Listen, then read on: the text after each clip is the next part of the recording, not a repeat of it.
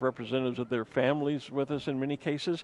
We've talked about yesterday the, most cases, replicas of their original balloons, the fact that they're on that balloon that Judy Nakamura is going to be flying this morning. And so it's really been kind of really a big, huge family reunion going on here at Balloon Fiesta Park as we bring all of these people together and we reflect on all of our years together. Are we okay on doing this now? We are. You are, okay. We are. I didn't want to interrupt things happening down at the main stage. Nope. So joining us, one of the families that is very well represented. They have a monstrosity of an entourage here, I think, and that is the family of the late Matt Whitaker, who is a great friend of mine. His lovely wife, Bobby, their daughters are here with us, and they've come up and joined us here on the rooftop studio. First of all, ladies, good morning. Welcome to Balloon Fiesta. How is it? Bobby, you've been here for years and years and years and years, but how is it to be here this year for the 50th? What are you feeling here this weekend? Well, he was always an adventuresome some, and we had just moved to St. Paul, Minnesota at the time. Oh, the 50th? It's fantastic. Oh, no, that's fine. Yeah. So you go ahead the 50th. Go ahead, Lisa. Yeah. It's unbelievable. It's great. So I think you were going to start to tell us about how it is that you and Matt came here for that first Fiesta. Tell us a little bit about that. What's the story about how you ended up being part of the original 13? Well, Sid Cutter had called us and said they're going to have this celebration. And he said, could you also tell us, first he called Raven Industries, and Raven says, call Matt Whitaker because he's been doing the St. Paul Winter Carnival balloon race. Right. So they called us, and Matt gave Sid a few names, but Sid found many other names in addition to that. And so the first race in St. Paul, we had just moved to St. Paul, and Matt saw something in the paper, so he said, oh, we'll go over to the park. So we went over there, and he was so excited about it. And we drove away, and he said, I've got to do that someday. So that was the first hot air balloon race ever held in. Oh, so that was right. the first hot air balloon right. race ever held in the world, 1962 at the St. Paul Winter Carnival. St. Paul Winter Carnival, so that's absolutely. What got him inspired. And so you've got your two daughters here with me, and I know Donna, and forgive me, I've forgotten Denise, thank you. And ballooning has been and is a family affair. It wasn't just Matt who was piloting. Both Donna and Denise are pilots, and the two of you have set some world records as well. Tell me a little about how it became such a family affair for everyone. Well, Matt was always a good dad, and I think somehow. A good girl dad. Yeah. Go ahead. Yeah, we always joke that he did things with us that he would have done with sons. It didn't matter, and so we always called him a good girl dad. But we always did things as a family. We skied together, went on little local ski trips, if you can call Wisconsin a ski trip from Minnesota. But it was we just grew up, at first not being old enough to help and playing with our friends in the field till it was time to get in the car to chase, to being part of the crew, and then eventually being old enough to drive and chasing. And then when I started you couldn't solo till you were 16.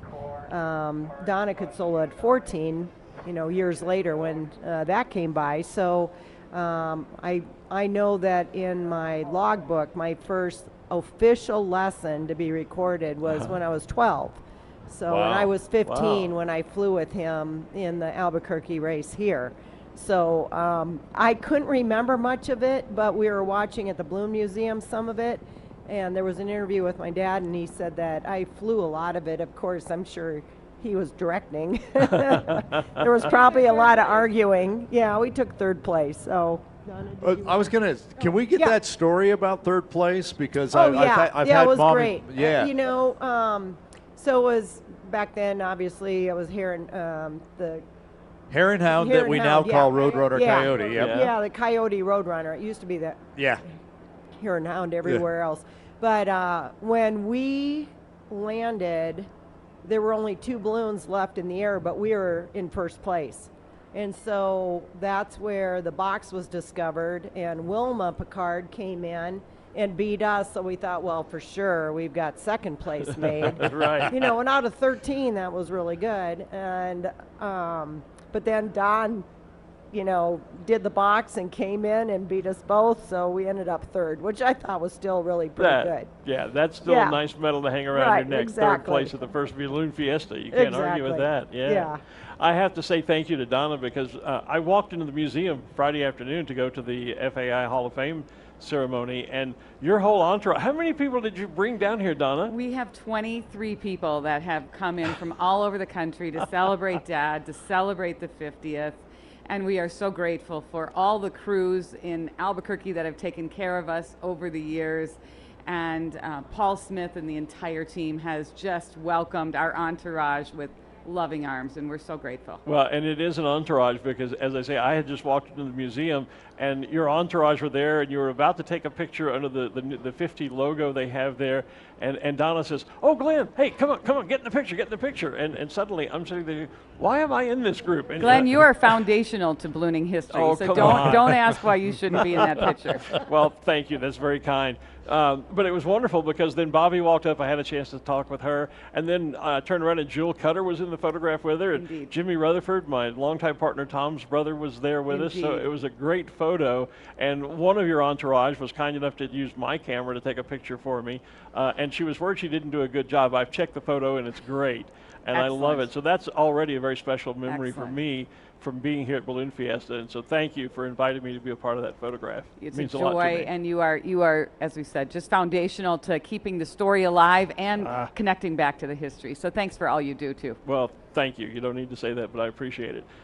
So what are you going to be doing? Are you here for the entire week? Anything special coming up? We're here Wednesday to Wednesday, so we Okay. had the joy, Denise and Larry Nicolay, our chief pilot, is flying Dad's Montgolfier balloon that Dave and Sue Johnson created. It's hand painted, and so Sue crafted it. Sue crafted it. Is an inlaid material, and Oh, Dave wow. painted it. So H4, come see that balloon in person because it's spectacular. So Dave and Outstanding. Sue are here. Larry is our chief pilot, and so we've had a joy of recreating on Friday. Denise and Larry flew, and yesterday, what a great mass ascension. We'll see what happens today. Outstanding. Well, thank you so much for taking time to come up and visit with us. Bobby, it's great to see you as always. We all miss Matt. He was a great friend. But it's great to see the family carrying on the ballooning tradition. And thanks for being a part of our history. It's lovely to have you. It was wonderful. And the people have been always great from day one. Yeah, and we had, I can't think, what was his name? Jim George. Jim George. He was our crew, and he was our first crew when we were here. It was unbelievable. He let Dad and Denny Floden keep the gondola in his garage so that the heat could stay, so the tanks could stay warm. Stay warm, So yeah. Right. Just one of the many beautiful people of Albuquerque. Outstanding. Well, enjoy the rest of your time here at the 50th. Make reservations wherever you're going with an entourage that large. You're going to need them.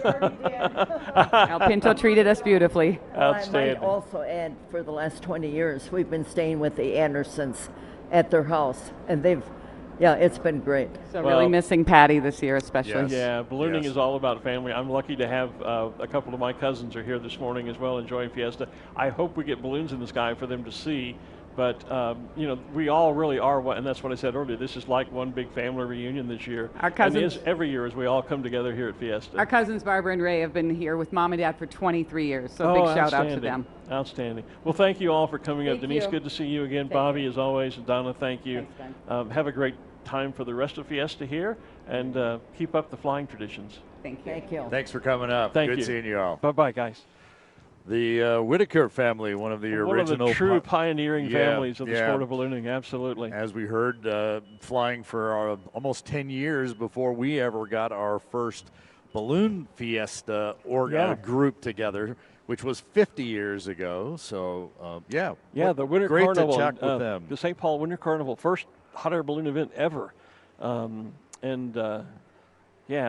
Matt taught so many people. I mean, Matt's impact on the sport is just immeasurable. He taught so many people to fly. He flew sold a number of balloons as a dealer. Just an incredible impact, and great to see that it continues. It continued through his daughters, Donna and Denise, and yeah, just one of the great pioneering families in the sport of ballooning. So we're seeing a balloon on our camera and our screen. While we have 650 balloons registered here at Balloon Fiesta, and we are on a weather hold for winds that are a little bit fast at altitude, as you can see, that balloon is way off in the distance over on the west side. I recognize that as one of the unofficial ride balloons way over there on the other side of town. And so that kind of gives me some hope that we might be able to get balloons up. But of course, it's always easier to put one balloon up and get it up and down safely as opposed to 600. Yeah. And on that side of town, there are much more wide open spaces where you can land. Remember, you're moving at the speed of the wind, so you may drag a little ways. On this side of town, the landing spaces are much, much, much smaller and less plentiful. So much more difficult to fly on this side of town when it comes to landing. Well, and the other thing that you have to take into consideration, I'm sure you've done it. I've been balloon meister at an event or two in my time. The balloon meister is essentially the person upon whose shoulders the final go, no-go decision is made. And as you say, as an individual pilot, you can make the decision perhaps the conditions are okay for you to fly based on your personal experience. As a balloon meister, especially when you've got 600-odd balloons to get into the sky, you can't say, well, most of my pilots can handle this. The wind is such that it's not going to be a problem for them. You really have to look at the event from the eyes of your least experienced pilot. Is it safe to put that pilot in the air? Right. You can't say, well, I know I've got guys like Scotty Appleman who can fly in anything just about and have the experience to do so. There's that consideration that our officials have to look at the wide range of experience of pilots that we have here as opposed to one single individual deciding, okay, I'm going to go fly. The other thing is that we operate under an FAA waiver here, and there are certain guidelines that are established in that waiver that we have to meet, and that includes various wind speeds at different altitudes where an individual pilot flying privately is free to go out and do whatever the heck he or she feels they are capable and safe doing.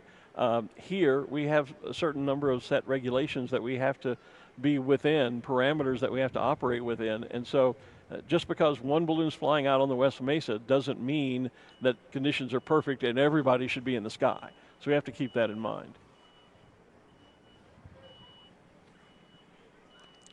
So we continue to be on a weather hold. We can, now that the sky is light enough and we can see some sunlight, there is actually some yellow sunlight up there. I can clearly see the yellow flag down on the back just about main stage in the middle of Main Street there. So we're still on a bit of a weather hold. And while we're doing that, again, it gives us an opportunity to chat with some folks that are here. Ruth Lind has found a dear friend of mine. We talked a lot about family. This is another great family in ballooning. She is with Sherry Edwards-White. So Ruth, take it away.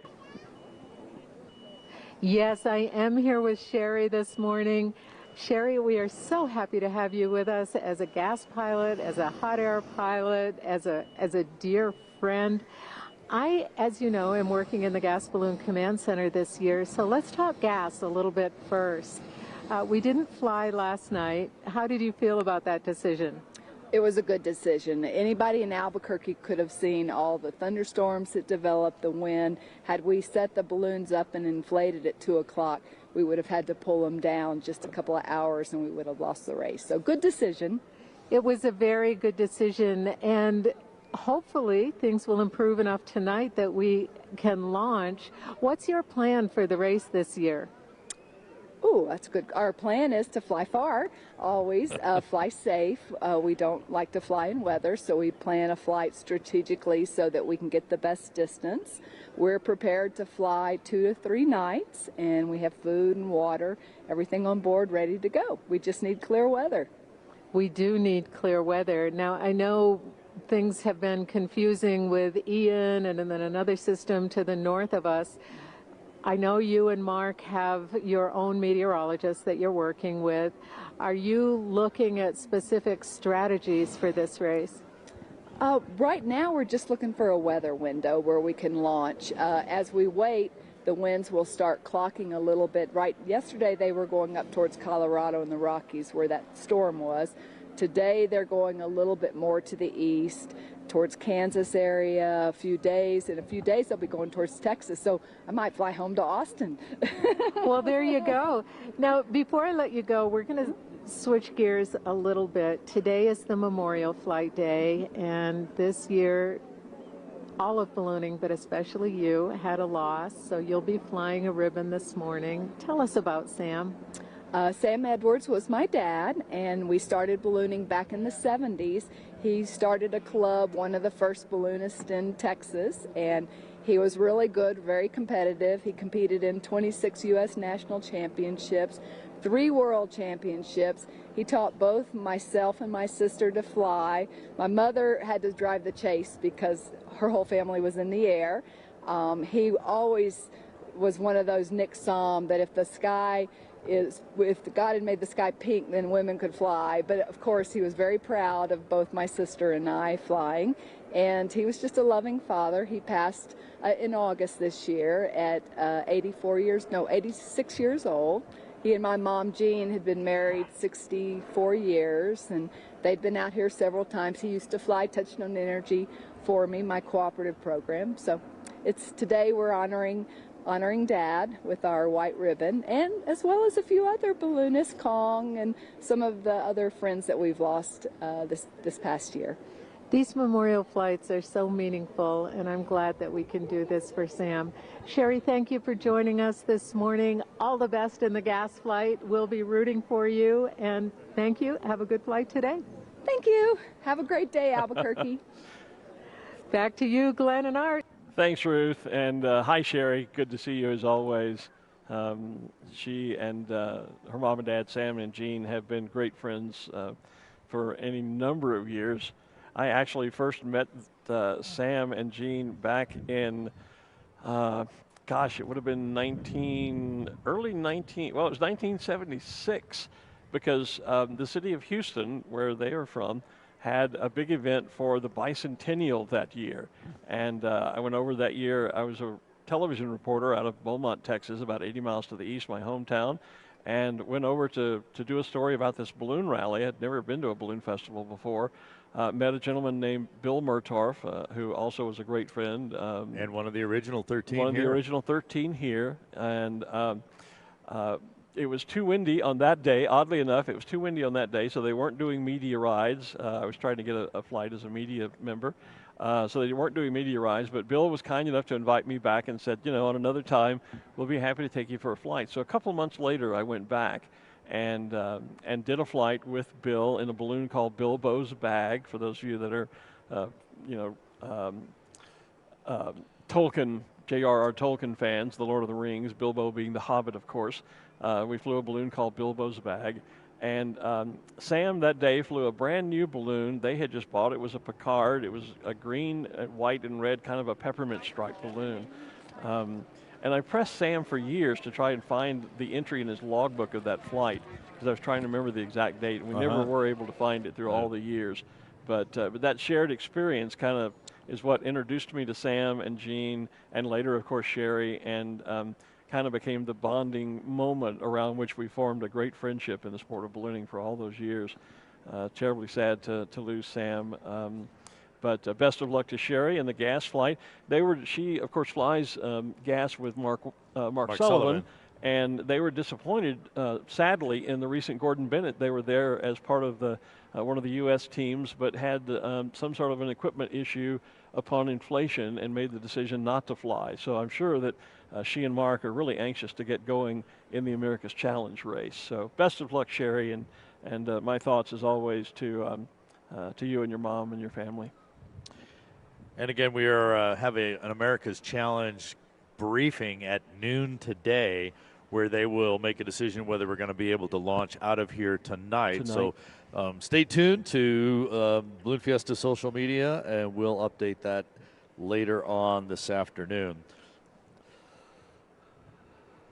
Before we go there to Ruth and another pilot who's involved with the Gordon Bennett and is helping us out here as well, I'm just checking our wind detector. This is a wind radar system that we are lucky to have here in Albuquerque, and it's usually out at the Double Eagle Airport over on the west side. But for Balloon Fiesta, we actually bring it to the park, and so it's in the northwest corner of the park out here this morning, as it is all week. And I'm looking at that, and just 200 feet off the ground, it's already 9 knots. 400 feet, it's 12. At 600 feet, it's almost 14. 800 feet, it's 13. Then it finally starting to slow down. At 1,000 feet above the ground, it's down to 11 knots, and then it drops to 9 knots at 1,200. So you can see it's that layer within the first 800 feet that is basically at the waiver limit you were talking about a few minutes ago. So that's what we're concerned about, and waiting for that to kind of go away. Hopefully, hopefully it will we'll mix out as the sun comes up. And some all of those those things, slower winds above will drop down, and it'll begin to mix like you would mix things in a mixing bowl, and it generally calms everything down. Well, at 1,800 feet, it's only 1 knot. Well, there you are. So that's the slower winds up there. At 1,600, it's 4. At 1,400, it's 6. So we get up 15, 16, 2,000 feet above the ground, it slows down. So as you said, that hopefully will mix down here and slow down those double-digit winds we're seeing just a couple hundred feet off the ground. But as I was saying, the lone balloon flying out on the Western Mesa, he's not restricted by a waiver that says at certain altitudes the wind speed can't be more than this. You're right. He can go ahead and fly in that, whereas here we can't, because we have this agreement with the FAA that says we will only fly if at certain altitudes the winds are at certain levels. And right now we're right on the border of that. We're right on there. But that is promising that as the sun comes up, we will see a mixing of the winds, and hopefully things will calm and we'll get today's flight off. And that's why we put it on hold versus canceling. Absolutely. All right. Plus, it gives us time to sit up here and talk about all kinds of things. All kinds of things. Sure. Anyway, Ruth is out there and continuing to talk more about gas and hot air with another special guest. Ruth? I have 2 special guests this time. I'm so excited. First of all, I have Marc Andre, who is the Vice President of the CIA. That's the Comité International Aerostatique, which is the ballooning arm of the FAI. Marc is working closely with us on the trackers for the America's Challenge this year. And I also have Tomas Hora, who is the balloon meister, in essence, the launch boss for the gas balloons tonight. So, Marc, you've been to Albuquerque before. Yeah, it's my 3rd visit, but the first time I'm here for the full week. For the full week.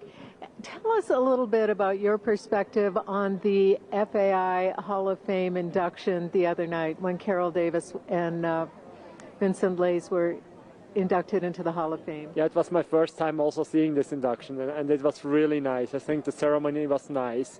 Of course, having her inducted here locally, that certainly attracted more crowd, but I was really impressed how many people we have there. And it was a very moving ceremony. Tomas, we're hoping we get to launch tonight. I haven't looked at weather terribly closely today. Have you? I have looked at the weather, yes, and I'm not the deciding factor here, but it will be a tough call tonight as well, as it was yesterday. Now, when we finally do get to launch, tell us about how that process works for you and actually getting the gas balloons off the ground. So once the balloons are ready to launch, that means that they are equipped, that they have all the sand and ballast in there. We are waiting them off. That means we are looking that they are buoyant and that they are just barely launching. If they are barely launching, we keep them on the ground. We do the last checks, so radio check, looking if the transponder is working, if the appendix, that's the little hose on the bottom of the balloon, is open. All the safety things. And once the pilot is ready and good to go, then we take one additional bag out because that gives you enough lift, and then they smoothly lift off the launch platform. And are you controlling the time between launches?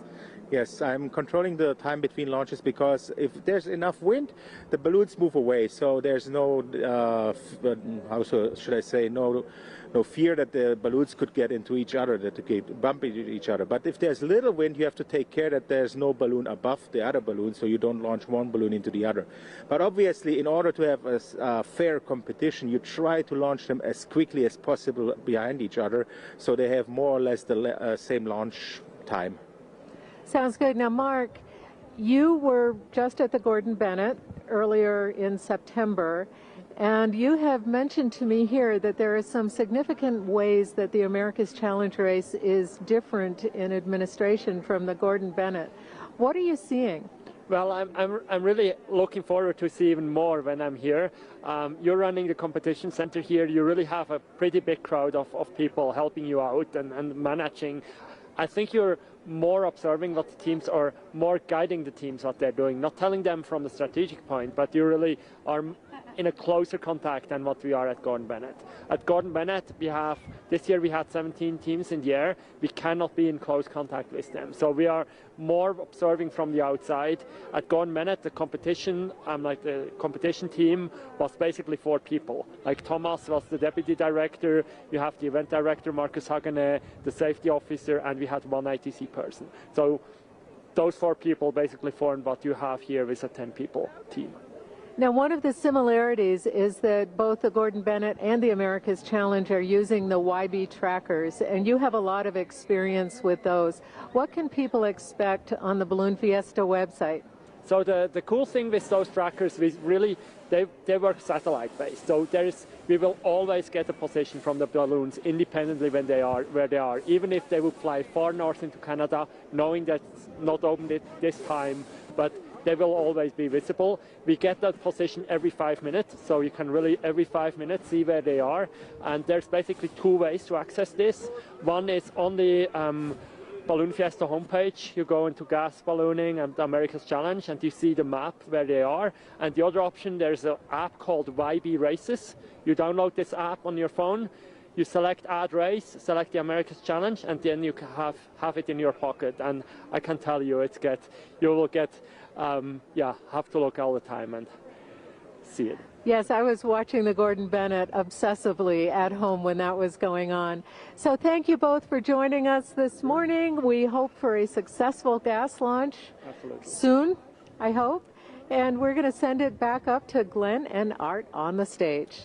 Thanks, Ruth, and say hello to Tomas for me. He may or may not remember, but in the mid-90s, 93, 94, 95, I think, I was on the board of directors of the Balloon Federation of America, and Tomas, at a meeting here in Albuquerque, came to us and talked with us about a little project that the German Balloon Club had ongoing that was a summer camp for young people getting them into ballooning. Yep. And that was kind of the impetus that created what is now our series of junior balloonist summer camps that the Balloon Federation of America operates. We had 3 great camps last summer. Normally we have 3 or 4 each year. Typically there's one here in Albuquerque. Yep. And so I still remember Tomas from when he was a very young man at that time, and I was a younger man at that time, and him coming to talk to us about balloon camps for youth and getting them involved in the sport of ballooning. And so, very popular camps that we have now. Absolutely, yeah, and a great way to get youth and young people involved into our sport. Thomas, of course, has grown up in the sport as well and is now a very well-respected international balloonist involved in all sorts of levels of the sport. But yeah, that's my memory of meeting Tomas, was back when he was involved in youth balloon camps for the German Balloon Federation. Great, and registration for those camps here in the U.S. usually open in the March timeframe, March, April, if I remember correctly. As I recall, and I think there are plans for 3 camps again this summer. You can get most of the information on that you'll find on the BFA's website, which is very easily, it's just bfa.net. And in fact, later today, over in the Sid Cutter Pavilion at 11 o'clock this morning, the Balloon Federation of America has its annual general membership meeting. Anyone is welcome to attend, so if you have an interest in the sport of ballooning, getting involved with the BFA is a great way. Look at that. Oh, what a beautiful dog. Chase crew. Yeah. On awesome. duty. That's gorgeous. Yeah, but if you have an interest in ballooning, getting involved with the BFA is one way to get involved and to learn a great deal about the sport. We'd love to see you at our annual general meeting today at 11 o'clock over in the Sid Cutter Pavilion. You know, we talked last night when we had to delay and then eventually cancel our balloon glow last night about how disappointed the pilots get, just as the spectators do. And you can see the anxiousness in a number of our pilots out here today as they are firing off their burners to provide a little entertainment and something for them and their crew to do as well. Well, and I think you can take some positivity from that. You look at so many of the pilots that have the trailer doors are open, the baskets are out, and they're ready to go at a moment's notice. They're optimistic that we will get this flight off this morning. If there was a lot of pessimism and a sense that we were not going, those trailers would all be slammed shut, locked up tight. There wouldn't be balloons lying on the ground like there are now. That's the Fiesta 50 That's the Fiesta balloon. Gold balloon, right. Yep. And so I think we can take a lot of positive from that so many of the pilots, they're all still here. They do have their gear rigged. The trailers and vans are open. They're ready to go. We just need to get the wind to cooperate with us a little more, and then we can get today's flight off. But I think that's a good sign. I do too. If we were leaning more toward canceling, then you would see a lot of these guys packing their gear up and heading out of the field and going off to breakfast or whatever somewhere else this morning. All hanging out with us. The Albuquerque International Balloon Fiesta is a nonprofit organization. And while we have a staff of about 18, we have a board of directors of 24, and one of the longtime members of the board of directors. And the current 23 years you've been there, you've been 32. 32. Yeah. Yes. So, but he is now the president of the board of directors for the Albuquerque International Balloon Fiesta. And I forgot to tell the truck that we were doing this, but Mr. Al Tetrault is here. Yeah. Good morning, Al. Yeah. Good morning, Balloon Fiesta. Hey, so tell us what's going on. We're enjoying ourselves. I know we're on a hold right now, but hopefully we'll get a flight here in a while.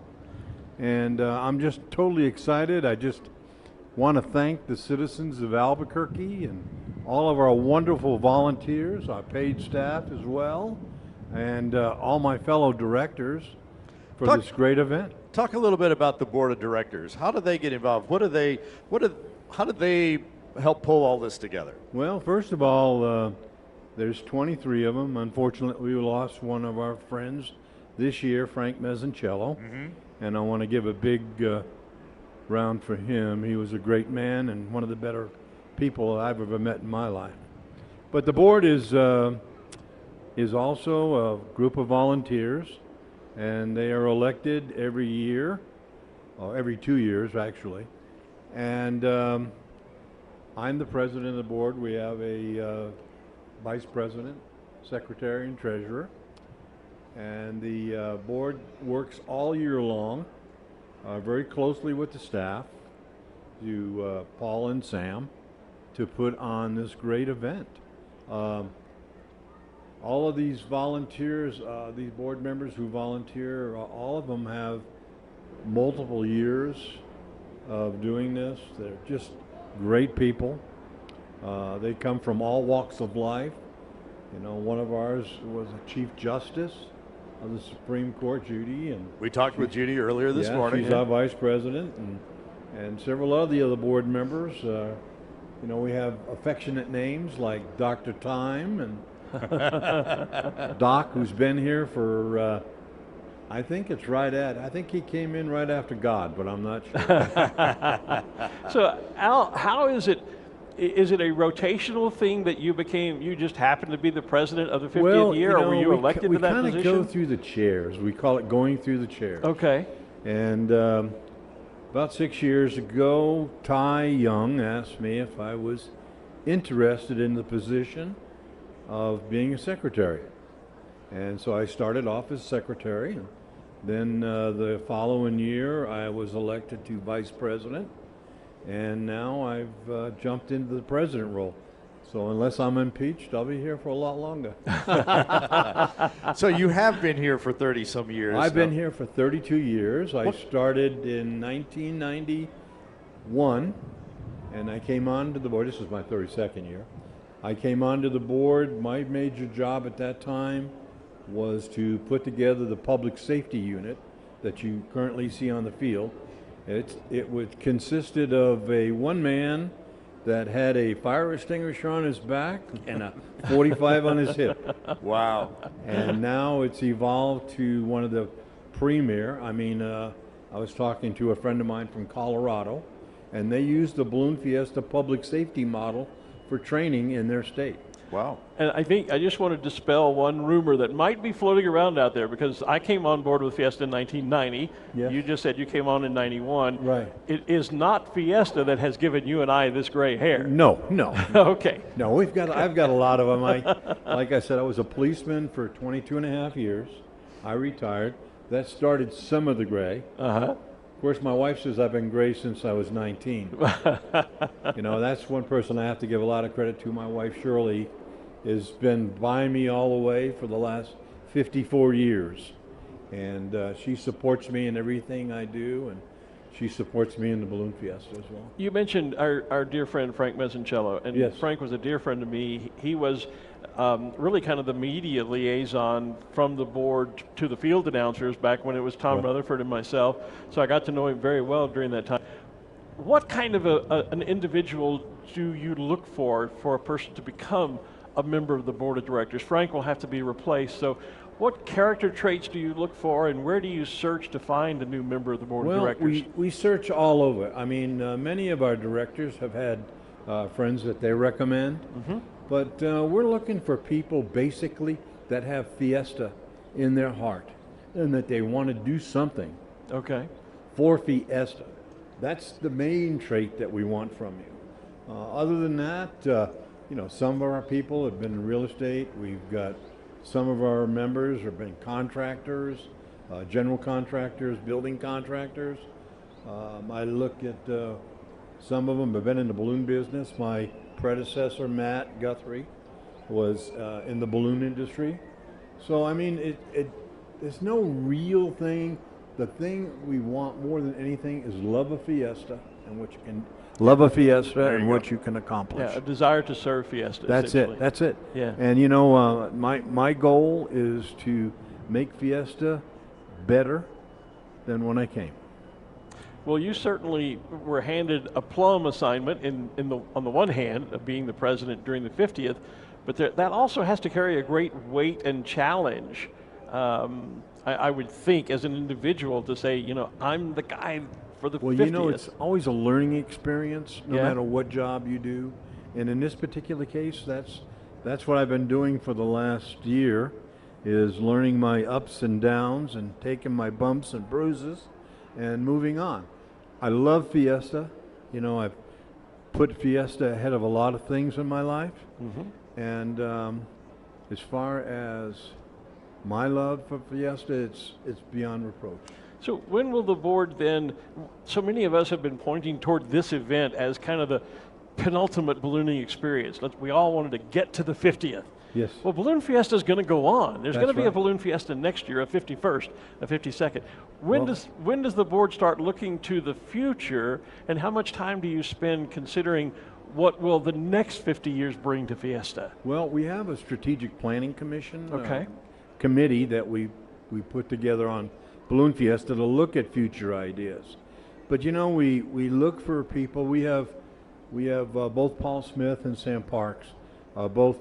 I know they're a little more elderly than some people. I won't go any further than that. But Sam and Paul I can't wait till that next meeting. Yeah. I'll probably get that one. Sam and Paul, I look to them for a lot of their ideas. They have a great staff. Archer with it all the time. You know what they do down there and all the efforts they put forth. I think we've got some wonderful ideas. My dream is to put together a secondary balloon field. Okay. A little bit south of here, and so that we could fly it back and forth, because right now one of our biggest problems is our landing sites. Mm-hmm. Right. And finding places, to land. And if we could ever, the mayor, I've talked to the mayor about it, I've talked to the governor about it, and hopefully in the near future we can make that next step. And that's what I'm looking to do in the future. And I think everybody, as I've looked at the different things, Matt, my predecessor, and some of the things that Matt did, he had to go through the COVID-19 ranks. Yeah. But he also did some great things, and we brought a real nice fiesta together last year after all the stuff was knocked down. That we're trying to forget about. Yeah, well, it's all that forgot. stuff. Yeah, like my son Kenneth always says, it's in the books. There you go. And once it's in the books, you can't do anything about it. That's right. All you can do is go forward. That's it. Al Tetrault, president of the board of directors of the Albuquerque International Balloon Fiesta. Thank you very much for coming by. And thank you. You know what I'd like to hear? I want you to see if you can get that whole crowd out there to say good morning to a balloon fiesta. You think we could do that? Why don't you do it? Well, we'll try it. We'll try it here in a minute. Good morning. Thank you. Yeah, thanks, Al. All right. Appreciate you coming by. Thanks, Al. It's good to see you. Well, you do your all phone glow, so, there's a challenge. Al's laid down the challenge for you, so, get on it. Oh, let's see. Hey, do you see what I see? I do. We both saw it at the same time. Over in front of the main stage, ladies and gentlemen, there are balloons inflating. These are our balloons of the day. There is the Fiesta Gold balloon with which we know Judy Nakamura is going to be flying this morning with the governor. We saw them earlier attaching those memorial streamers. And I believe just beside that is the new Dos Equis balloon, and that would be Sean Askren who'll be flying that, I believe, unless he and Scotty have swapped balloons by some chance. And those are our balloons of the day. They will be launching with the American flags and the national anthem, which will kick off our mass ascension. I'm catching up on our new time schedule here. I understand, yeah. I'm just looking at the Fiesta Gold balloon inflating there, the yellow balloon, which you'll see in a moment has that beautiful turquoise background for the 50th golden logo. But we can see, at least from our vantage point here high on the rooftop studio, one of the many features that makes that balloon so special, and that is at the top of the balloon, on the parachute top, is the silhouette of Sid Cutter. It is a We showed that statue before, with him all decked out with the top hat and the 50 sign shirt and all that good stuff. There it is. You can see it great. Yeah, there it is now. The silhouette of that statue is in the top of the balloon, so that as the balloon inflates, it's as if Sid were there in a basket waving to you, and then once the balloon is up in the air, you could look up through the top of the balloon. It's as if he's waving down at you. A watching over feature, you. Watching over us, as I'm sure he is. And his creation here at the Albuquerque International Balloon Fiesta, which, by the way, we haven't mentioned it in a while, is powered by ExxonMobil, as is Balloon Fiesta Live. You betcha. And sponsor hospitality. ExxonMobil has stepped up big time to power lots of different aspects of Balloon Fiesta, as well as the entire event. Well, whoever is powering the hot chocolate machine, thank you for that. Yep. ExxonMobil becoming a great partner with us, if you will. I know my boss doesn't like those words partner, but we enjoy working with the ExxonMobil folks, and we are glad that they are with us. They're enthusiastic and excited about powering one of the most extravaganza and entertaining and the most photographed event in the world. There you go. Right here. And in fact, their other, one of their balloons is, I believe that's the ExxonMobil balloon beginning to cold inflate right here in front of us. Corporate Village, right in front of Sponsor Hospitality. So, yeah, so it looks like the wait is going to prove to have been worth it, as they would say.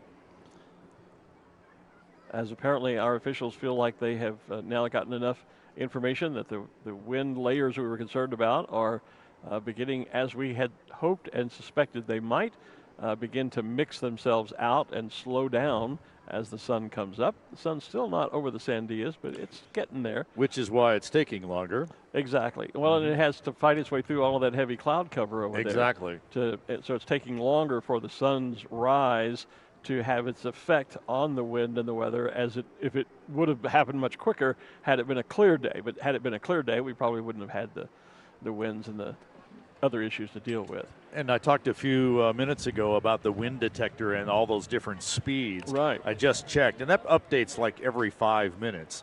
on its own there, and I can definitely see the mixing starting. Okay. The high speeds are coming down, the low speeds are coming up a little bit, so they're kind of settling in together. Actually, if you look behind us, you see lots of blue. Lots of blue sky. It's not nearly as dark and gray and foreboding back behind us off to the west and southwest as it was early this morning. So, yeah, all in all, the weather picture is improving greatly, and that's what we want to see this morning. In fact, look, actually, the sun is actually starting to come through right on the Dos Equis. Oh, yeah. And so Fiesta it actually Gold did, Balloon. It just popped right through the clouds. It's above, not getting over it. Well, it's above the Sandias, but it's having to poke through the clouds because Yep. it will not reach the field unless it's actually higher than the Sandias. Yep. So it is up. It's just the cloud layer that has been blocking it, but it has poked a hole through there so they can reach our 2 balloons of the day. There's a great shot from there's the Fiesta Gold Balloon. We talked about the silhouette of Sid that we can see from this side. This camera view is opposite our end of the field, and you can see some of the replica of the 13 original balloons that are indicated on the sides of the Fiesta Gold Balloon. And, of course, Dos Equis, not always the most interesting balloon in the world, but they are when they fly. There you go. This is a new balloon for Dos Equis. And actually, I'm starting to see other bubbles of color start midfield. Those are the ride balloons, even right here in front now. So they, a text message I got here, the field is open for inflations. So we're going to start to see a number of them. Start the process of cold inflating the balloon, which basically amounts to turning on an inflator fan and blowing the ambient temperature, ambient temperature air into the balloon. And they asked me to do this for Go 9 ahead. days. I'm not rescuing you out of that. I'm going to just let you dig a little deeper. They just turn those fans on, fill the envelope up with cold air, and then they turn the burners on and heat it. The air, as it becomes warmer, becomes less dense. It lifts, the balloon stands up. There we go. Yeah, what he I said. got through that. What he said. Sometimes, yeah. Sometimes you feel like a nut. Other times you just are. That's it. That's it. Somebody says we went from waiting for an hour to now balloons inflating within 5 minutes. We told you that the pilots and the crews were rigged, ready, and standing by, that as soon as they said go, it was literally pull the starter on the inflator. On the inflator fan, and away we go. There was all the ground preparation that you could do was basically done and ready. We saw all those balloons stretched out.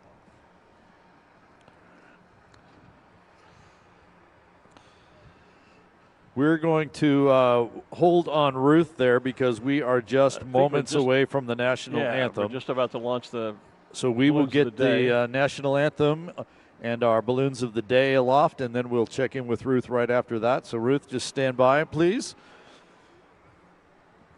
as we continue to start to get things underway. Where have all these people been? Because all of a sudden, I'm beginning to see the crowd, stretching its way across the field. They must have all been up along Main Street having some hot chocolate or maybe a breakfast burrito or whatever. Hey, someone has let a little pie ball go. Yeah. For those of you on the field, if you look kind of towards the south end, it's just a little black party balloon, and it's climbing. The idea behind that is for the pilots to be able to see, there it is, great shot, guys, to see how fast the winds are going at what direction as that balloon climbs. So it is going directly to the south at this point, just a little bit quick right there, nothing that pilots shouldn't be able to handle. We should also mention, you talked about the Balloon Meister and the team making the decision whether balloons can fly or not. But ultimately, once the team says it's okay, it's up to the individual pilot to make the decision whether they actually inflate and fly. It's called the Pilot in Command, or the PIC. They are ultimately the person who says, yeah, it's a good day for me to fly, or it's not a good day for me to fly. Yeah, even when you're participating in an event like this, the pilot in command always has the final authority, because for whatever reason, you might be here and 600 other pilots feel good and ready to fly. Maybe you didn't sleep well last night. Maybe you've suddenly got a stomach ache. Maybe you had a breakfast burrito and it's not agreeing with your intestines or something. Maybe the fan didn't start and run right when you were starting to cold inflate. It can be any number of things that might have happened that make you say, I'm just not comfortable with going this morning. Right. That is always the pilot in command's discretion and always their prerogative to make that decision. So while we can raise the green flag and say, okay, go, go, go, everything is great, every individual balloon pilot has to make the ultimate decision as to whether he or she flies, and they are never under pressure from anyone else to decide anything other than what they're comfortable with. So our team can say, yeah, everything looks good, the green flag's up, but it's still their decision in the end. They have to feel comfortable to go and fly. And so we will see a number of balloons fly today, and I'm sure there will be some that will opt to stay on the ground today. That's always one of those. How many balloons flew today? Oh, yeah. I can sit here and count. 1, 2, 3, 4. No, that doesn't happen, folks. Our launch team can usually tell you after the flight, because one of the things we do is each pilot has a barcode that they check in with in order to get propane after the flight. So we can tell you afterwards. They do have a count of how many have flown, because they go to get propane and refuel. But during the course of the flight, no, we can't count them as they go and give you a head count of how many are flying and how many are not. We should advertise for a position for someone to count them. Well, yeah. Of course, if they don't get it right, then they'd be fired right away. And, try and count 650 balloons. Ladies and gentlemen, it is now time for our national anthem and the launch of our balloons of the day. Our national anthem today by the United States Air Force Academy Band.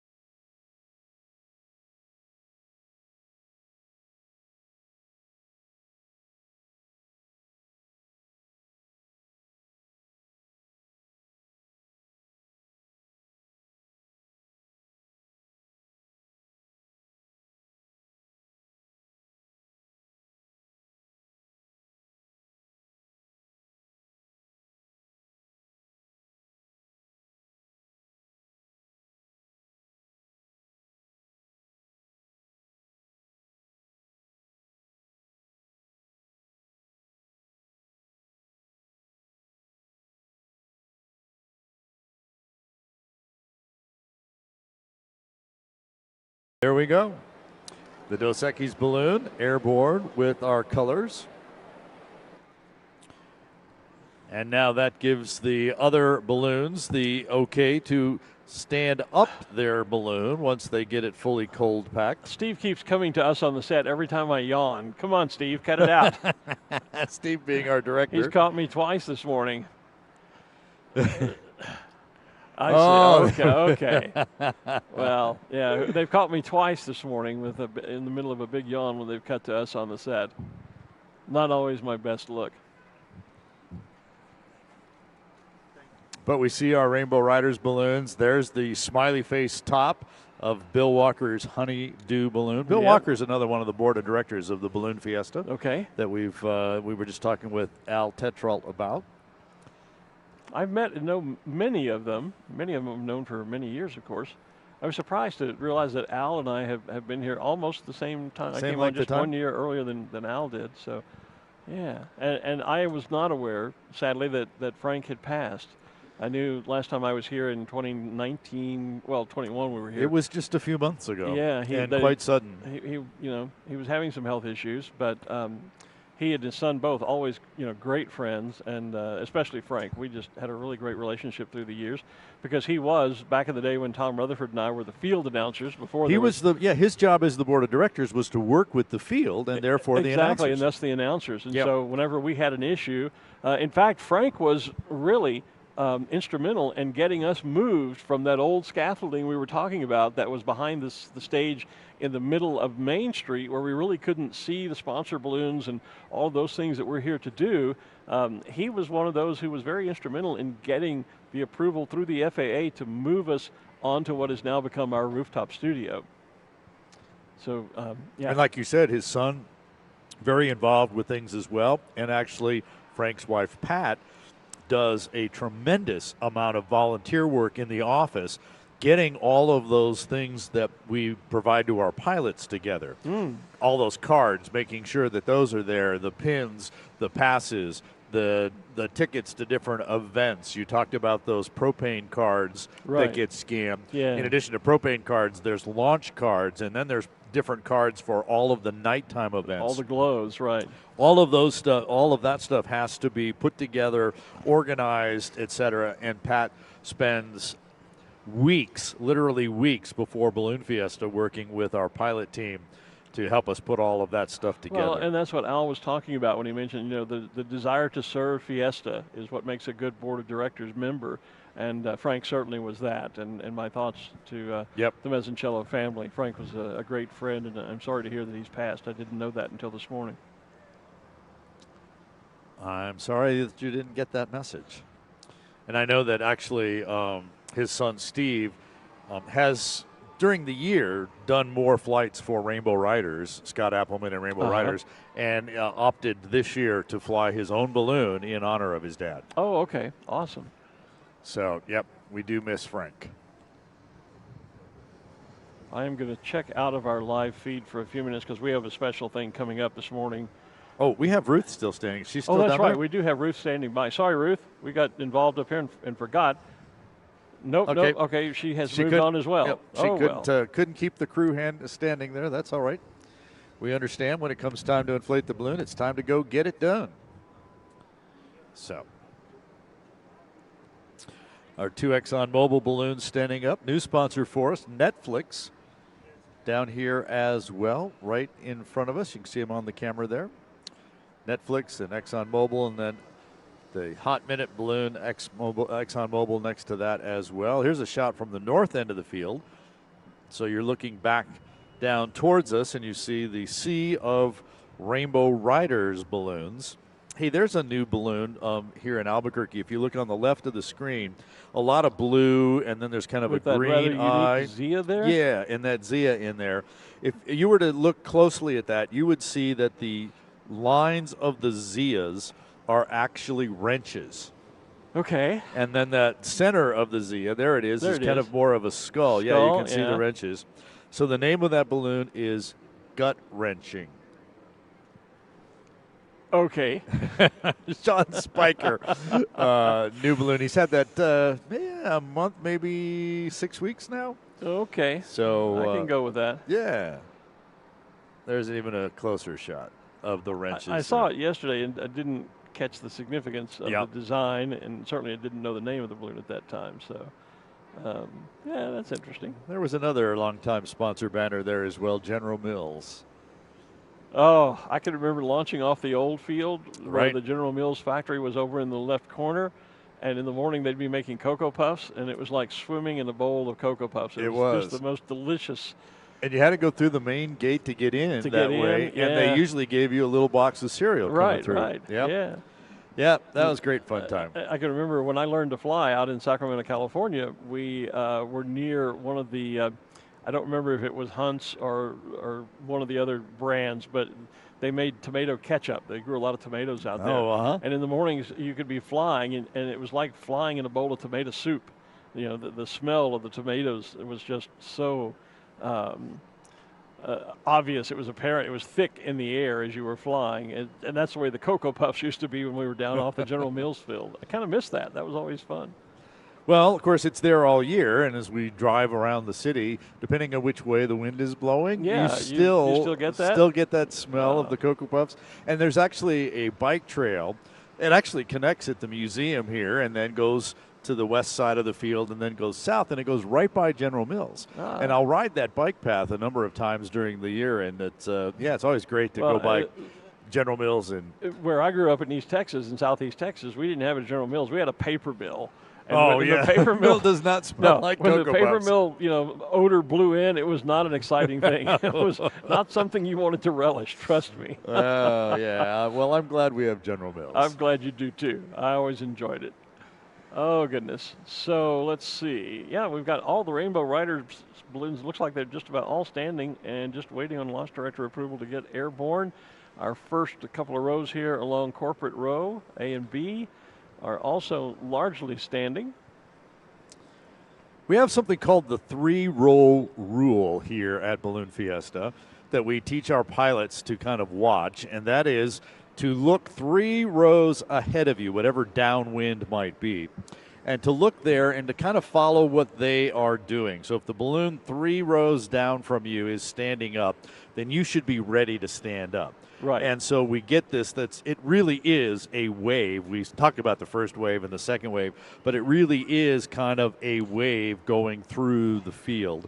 And we do it from midfield to the north and from the very south end back to midfield. And then we do the whole thing again a second time. Well, and we are beginning to launch now, finally getting balloons in the air this morning as some of the Rainbow Riders out of the center of the field are getting cleared and getting airborne. So at long last, we are, how long was that weather hold? We've been here since 6 a.m. It's now almost 8. 58 minutes. Yeah. But it's happening.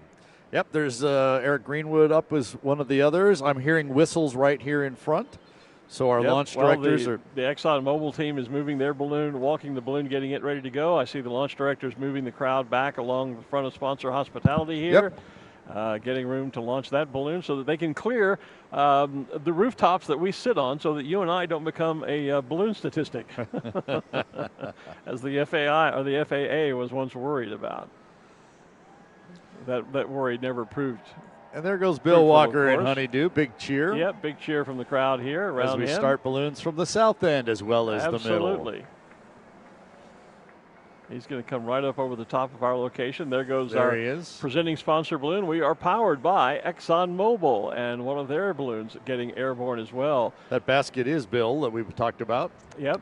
The ExxonMobil balloon has the two-tone blue stripes, then the bands of gold and white right across the center. There they are on your screen. Matt McClinton flying that one. Right behind him, Tristan McLean in the big whiter than the other white equator. With the two purple bands around the white. Those are the two balloons. There's a wave of Tristan's cowboy hat as he gets the second ExxonMobil balloon airborne. Krispy Kreme is in the air. Their orange and red striped balloon from down around main stage. Yellow bands in the center, and of course that very vibrant Krispy Kreme donut right on the side of the balloon. We enjoyed some of their product here this morning. I'm almost ready for another Krispy Kreme donut. Yeah.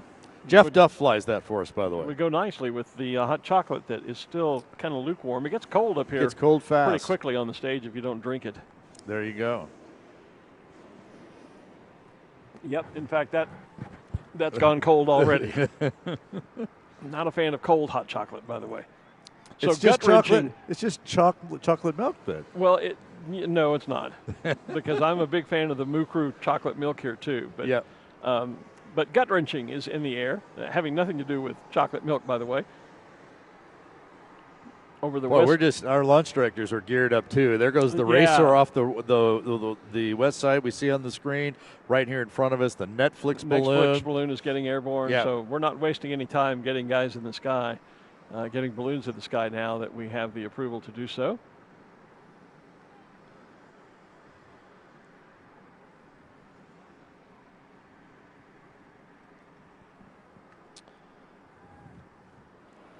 The whole row of Rainbow Riders.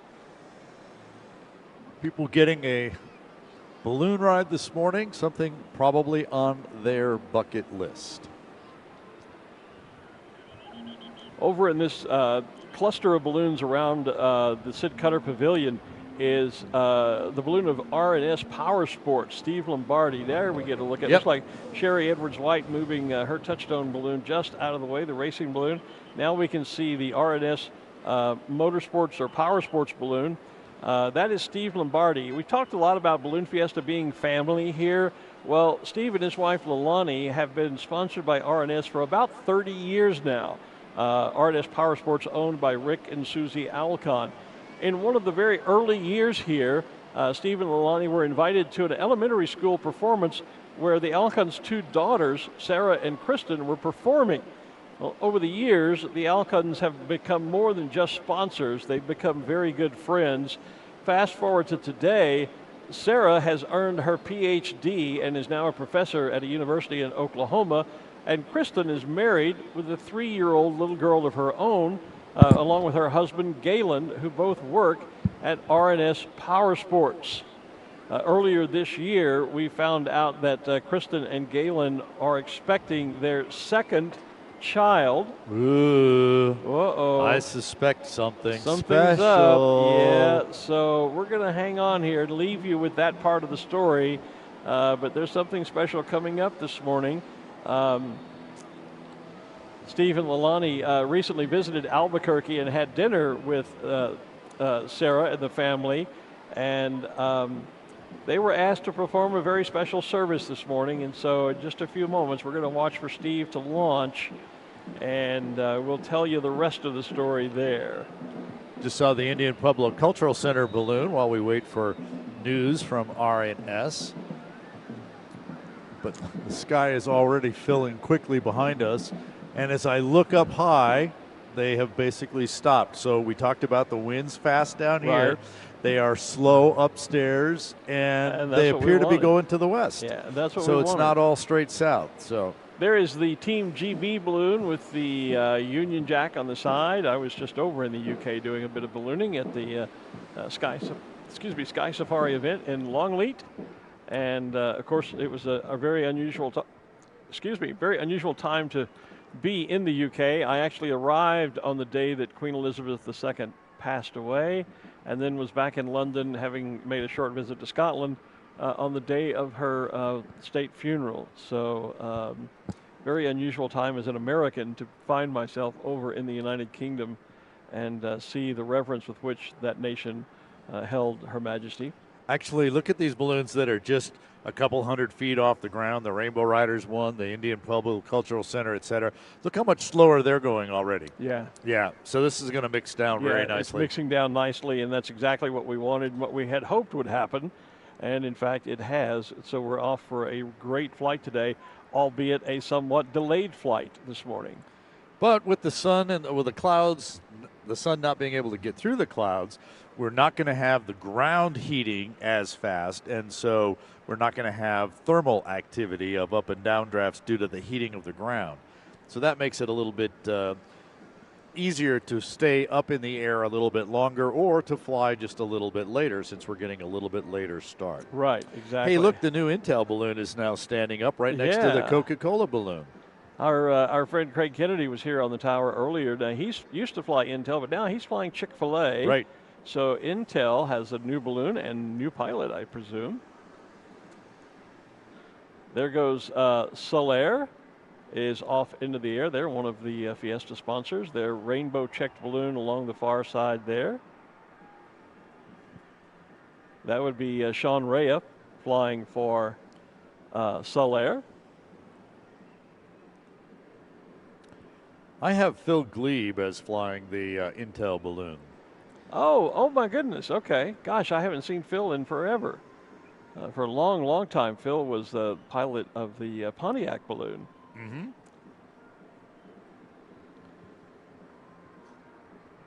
There is the beautiful blue and white balloon that is flying for the Rio Grande Down Syndrome Network. They're right over the center of the field. It's kind of a sky blue with white vertical stripes in it.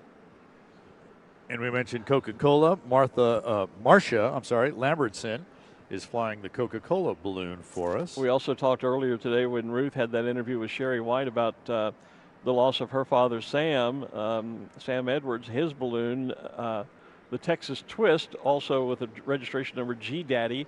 That is the red balloon with the yellow and blue spiral right behind the Intel balloon. And I think Tomas Hora is doing the honors of flying that balloon here at Balloon Fiesta. Tomas and Mark, both of the guys that Ruth talked to. Oh, Mark is also flying. They're both flying the balloon, so who knows which one has actually got their hand on the burners, but they're both there. We might be able to see once the balloon's airborne. And Sherry got off quickly in her racer earlier before we got a chance to see her. Well, I mentioned she was moving the balloon, which allowed us to get a good look at the RNS Power Sports balloon. That put me onto that story about what's happening there with Steve Lombardi and his sponsors, which we're still waiting now for the balloons in front of them to launch and clear so that we can continue with the launch. And I'll continue the story. We have big news coming in just a few moments. Once we get the RNS Power Sports balloon in the sky. Well, we got to get a couple that are downwind of them out of the way first. This is also a brand new balloon for Steve, by the way, and since he figures the balloon will probably outlast the rest of his flying career, he reasoned when he posted the other day that this is probably the final balloon that he will own as a pilot. And if I remember correctly, I hope I've got this right, I think they decided the name of the balloon was Grand Finale. Oh. Very appropriate, I thought. And it's basically, I can see a bit of the balloon here. It's got yellow, orange, red, blue, green. You know, it's got the typical rainbow spectrum in it, but it's separated by a black and white racing spiral. And then you'll see the RNS. There goes the Intel balloon moving right out of our view. Now you can see the RNS, we can see rather. Yeah, there he is. See, just to the left of the Intel balloon, just coming out of the frame there at the bottom, the balloon with the black and white checked spiral. That's the RNS Power Sports balloon. So I saw Pat O'Lanner, the pumpkin, get off the field off the south end here. Pat Grogan flying that.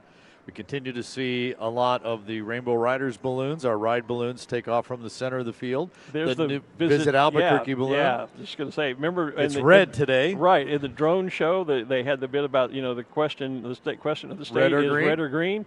Well, check out this balloon. If they use those turning events, you'll see on one side it's a red, yellow, and black pattern with the. And actually on the screen you can see the two colors. So on one side, the balloon is basically a red pattern, and on the other side, it's a green pattern with red the appropriate or green chili. Yep, red or green. Both red or green. There goes Texas Twist, the G Daddy balloon of formerly Sam Edwards, with Tomas Hora and Mark Sullivan on board as pilots. Quickly back to the red or green. Do you know that is the official state question? No, I did not know that. Red or green. Is it really? It is. Awesome. And then, of course, you get the people who can't decide. Yeah. So they just say Christmas. Okay. Both. Well, you know, and I lean to the red, although I do love green, you know, the green chili stew that we get here in the morning sometimes down in Hospitality. Yeah, right. I do love that. And they used to I'm a green. I'm a green. Are you green? I'm a green. Yeah. My wife is a red. So, yeah. Well, I grew up in Texas, and we're more red there. It's not quite the same. It's not the same, no. Nope, not the same. But that leads me more to the red because we just don't have the opportunity to have the green chili that much in Texas. But here in Albuquerque, I certainly love the green chili stew. And they used to make a green chili chicken soup that we would have downstairs. Yes. And gosh, was that delicious. By the way, I can go either way, green or red. I did discover when I was in Plano last week that Central Market, one of the big supermarket chains, at least in the Plano area, has Hatch green chili from New Mexico. Oh, good. So that was cool to find that there. Off we go into the wild blue yonder. There is the new Kubitschek-built U.S. Air Force balloon celebrating 75 years. A lot of anniversaries here this year. 50th Balloon Fiesta, 25th America's Challenge, 75th year for the United States Air Force. Convenient. You put them together. 50, 25 equals 75. There you go. Yeah. That's it. Outstanding. So Buddy Beaver down there at the north end of the field. The RPS balloon is standing and ready to go. Bright yellow with that teal and pink latticework band around the center, right next to the RNS Power Sports balloon. That's the one we're watching for Steve Lombardi to get airborne. And if you haven't figured it out by now, because we know that Sarah and Galen are expecting their second child, what's happening this morning is a rather unique gender reveal. We're going to find out. We know they're having a baby. We're going to find out what baby they're having, what the gender of the new newest member of the RNS Power Sports family is going to be. So we're waiting on that reveal to happen as Steve launches when he does. Steve Wilkinson, a different Steve, by the way, is there with the Cosmic Crisp balloon, one of the special shapes that's here, corporate special shape. They'll be up and launching in a moment. I didn't notice this balloon before. It has the top that says OU Sooners from the University of Oklahoma. I just caught that, yeah. There goes the RPS balloon right next to Steve Lombardi, so hopefully we'll see They'll be working their way back over towards RNS Power Sports will be going here in a moment. We'll get the burning question that we're all asking this morning is Sarah and Galen having a boy or a girl? What will the newest member of the RNS Power Sports family be?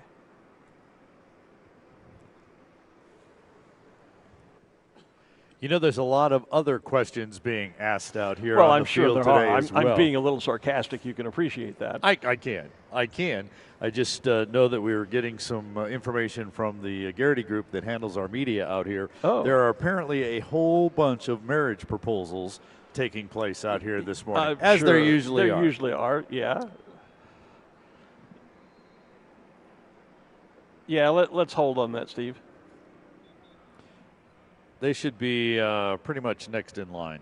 Yeah, they should be. We're talking to our truck here as we continue to direct and produce from the stage. Yeah, right. Over the PA system. Over the PA system. Whoa, yeah, hey, it's live TV. What can we tell you? That's exactly. There's a good look at the Cosmic Crisp balloon as it goes airborne right there on our feed. Again, Steve Wilkinson is the pilot. The Cosmic Crisp balloon, by the way, or the apple itself, is actually a scientific accomplishment. It's a crossbreed, I guess, between a couple of different apple varieties that a university up in the Northwest, I forget exactly what state and what university, put it all together.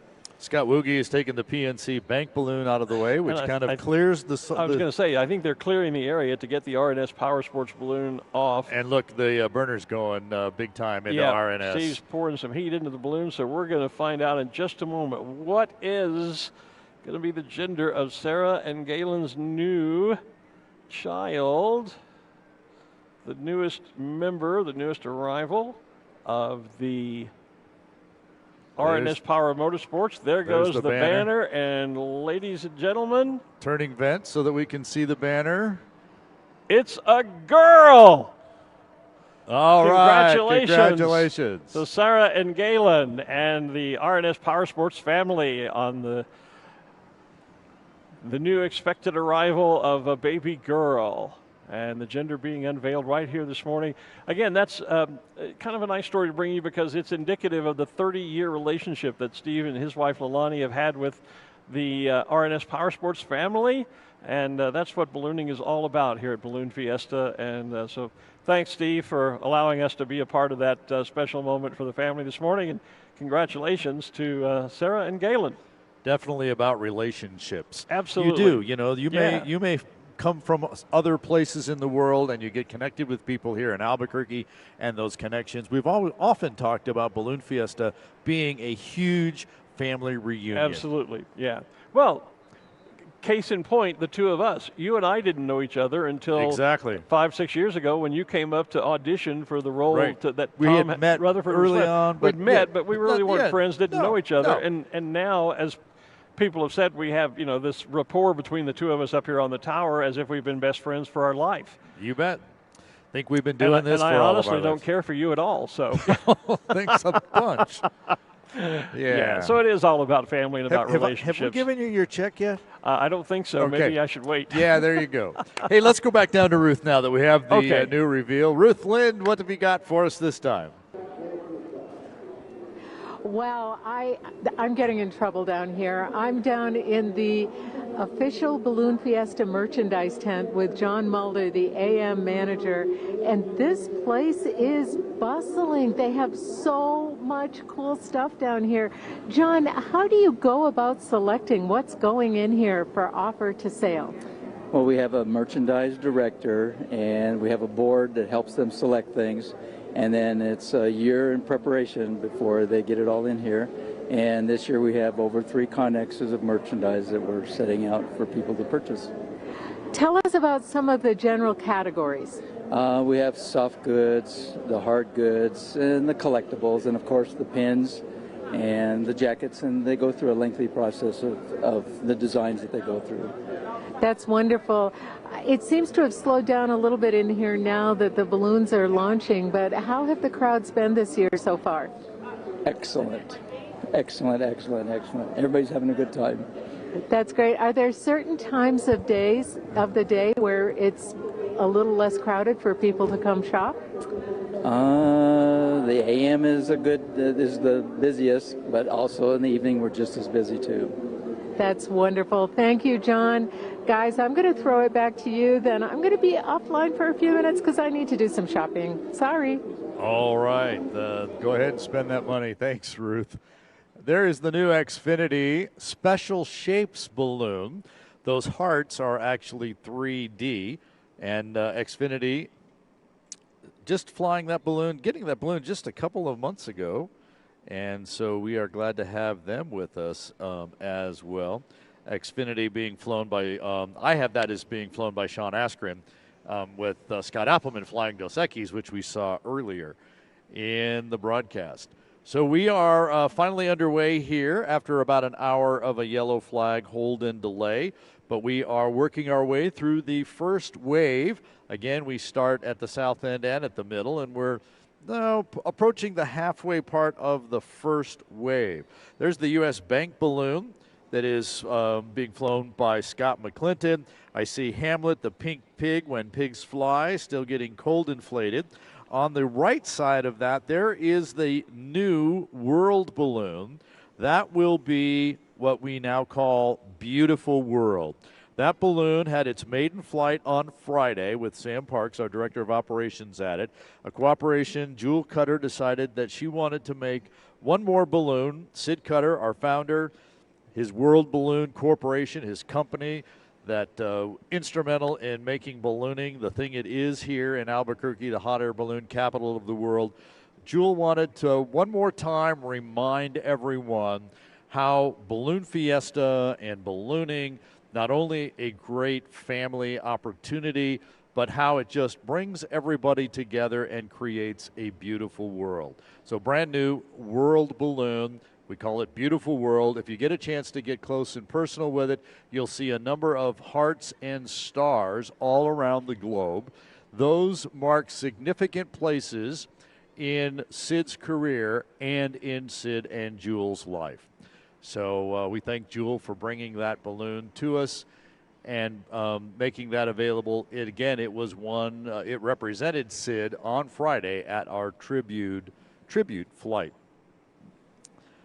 It's a zoo on the screen, flown by Clark Harbold with the animals going around. We see the giraffes, elephants on the other side. Still getting our ride balloons going. By the way, once we get through this second wave, and we're still on the first, once we get through getting all of our regular shape and special shape balloons in the air, it'll be time to feature our remote control or our RC balloons, or as we call them here at Balloon Fiesta, our globitos. We are looking to set a Guinness World Record this week, whether it's today or Wednesday or maybe on Friday, of the most number of model balloons inflated at the same place at the same time. We have 85 of those balloons registered. And there is the Fiesta Gold balloon. We talked earlier with the Vice President of the Board of Directors, Judy Nakamura, and the New Mexico Governor, Michelle Lujan Grissom. And they have finally put that balloon in the air, taking the New Mexico state flag airborne. So if we get to stand up 85 of those RC balloons a little bit later, the record is somewhere around 30, if I remember correctly. We will set that record by a great deal. And then tonight at the Balloon Glow, if we can pull that off, we are hoping to set another Guinness World Record for the most number of hot air balloons glowing at the same time. There's a nice shot of a balloon that has the parrot artwork on it.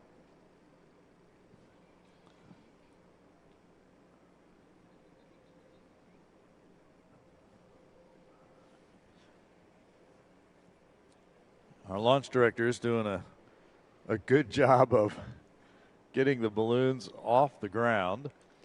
And basically, the left-handed box is working today. As they go off the field, they were going south. Now there's a little bit to the southeast. They get up, looks like about maybe 400 or 500 feet, maybe a little higher than that. They pretty much stop. Then they turn around and start heading out. Actually, now that I'm looking over there, maybe 400 or 500 feet, they almost go west. And then a little higher, they get the northwest. So they are boxing back over the top of us. And that's actually, if you look right on the ground to the southwest out there to the north, that's actually a perfect box. It's just on a northwest-southeast It's a pattern. diagonal box. The diagonal box. Yeah. But if you angled yourself, it's still a perfect box. That's true. If you turn to your left and line up with the box, it's a perfect box. Yeah. We're nothing if not flexible here. There you go. There goes the U.S. Bank balloon, blue, with the white band in the center, and of course the logo's on it. And I mentioned Scott McClinton flying that. Did you talk about the new Beautiful World balloon? Because I see it. I just did. Okay. I just did. I just stepped away from the stage for a moment, so I must have missed that. I apologize. That's all right. I'll tell it again. I'm sure we will.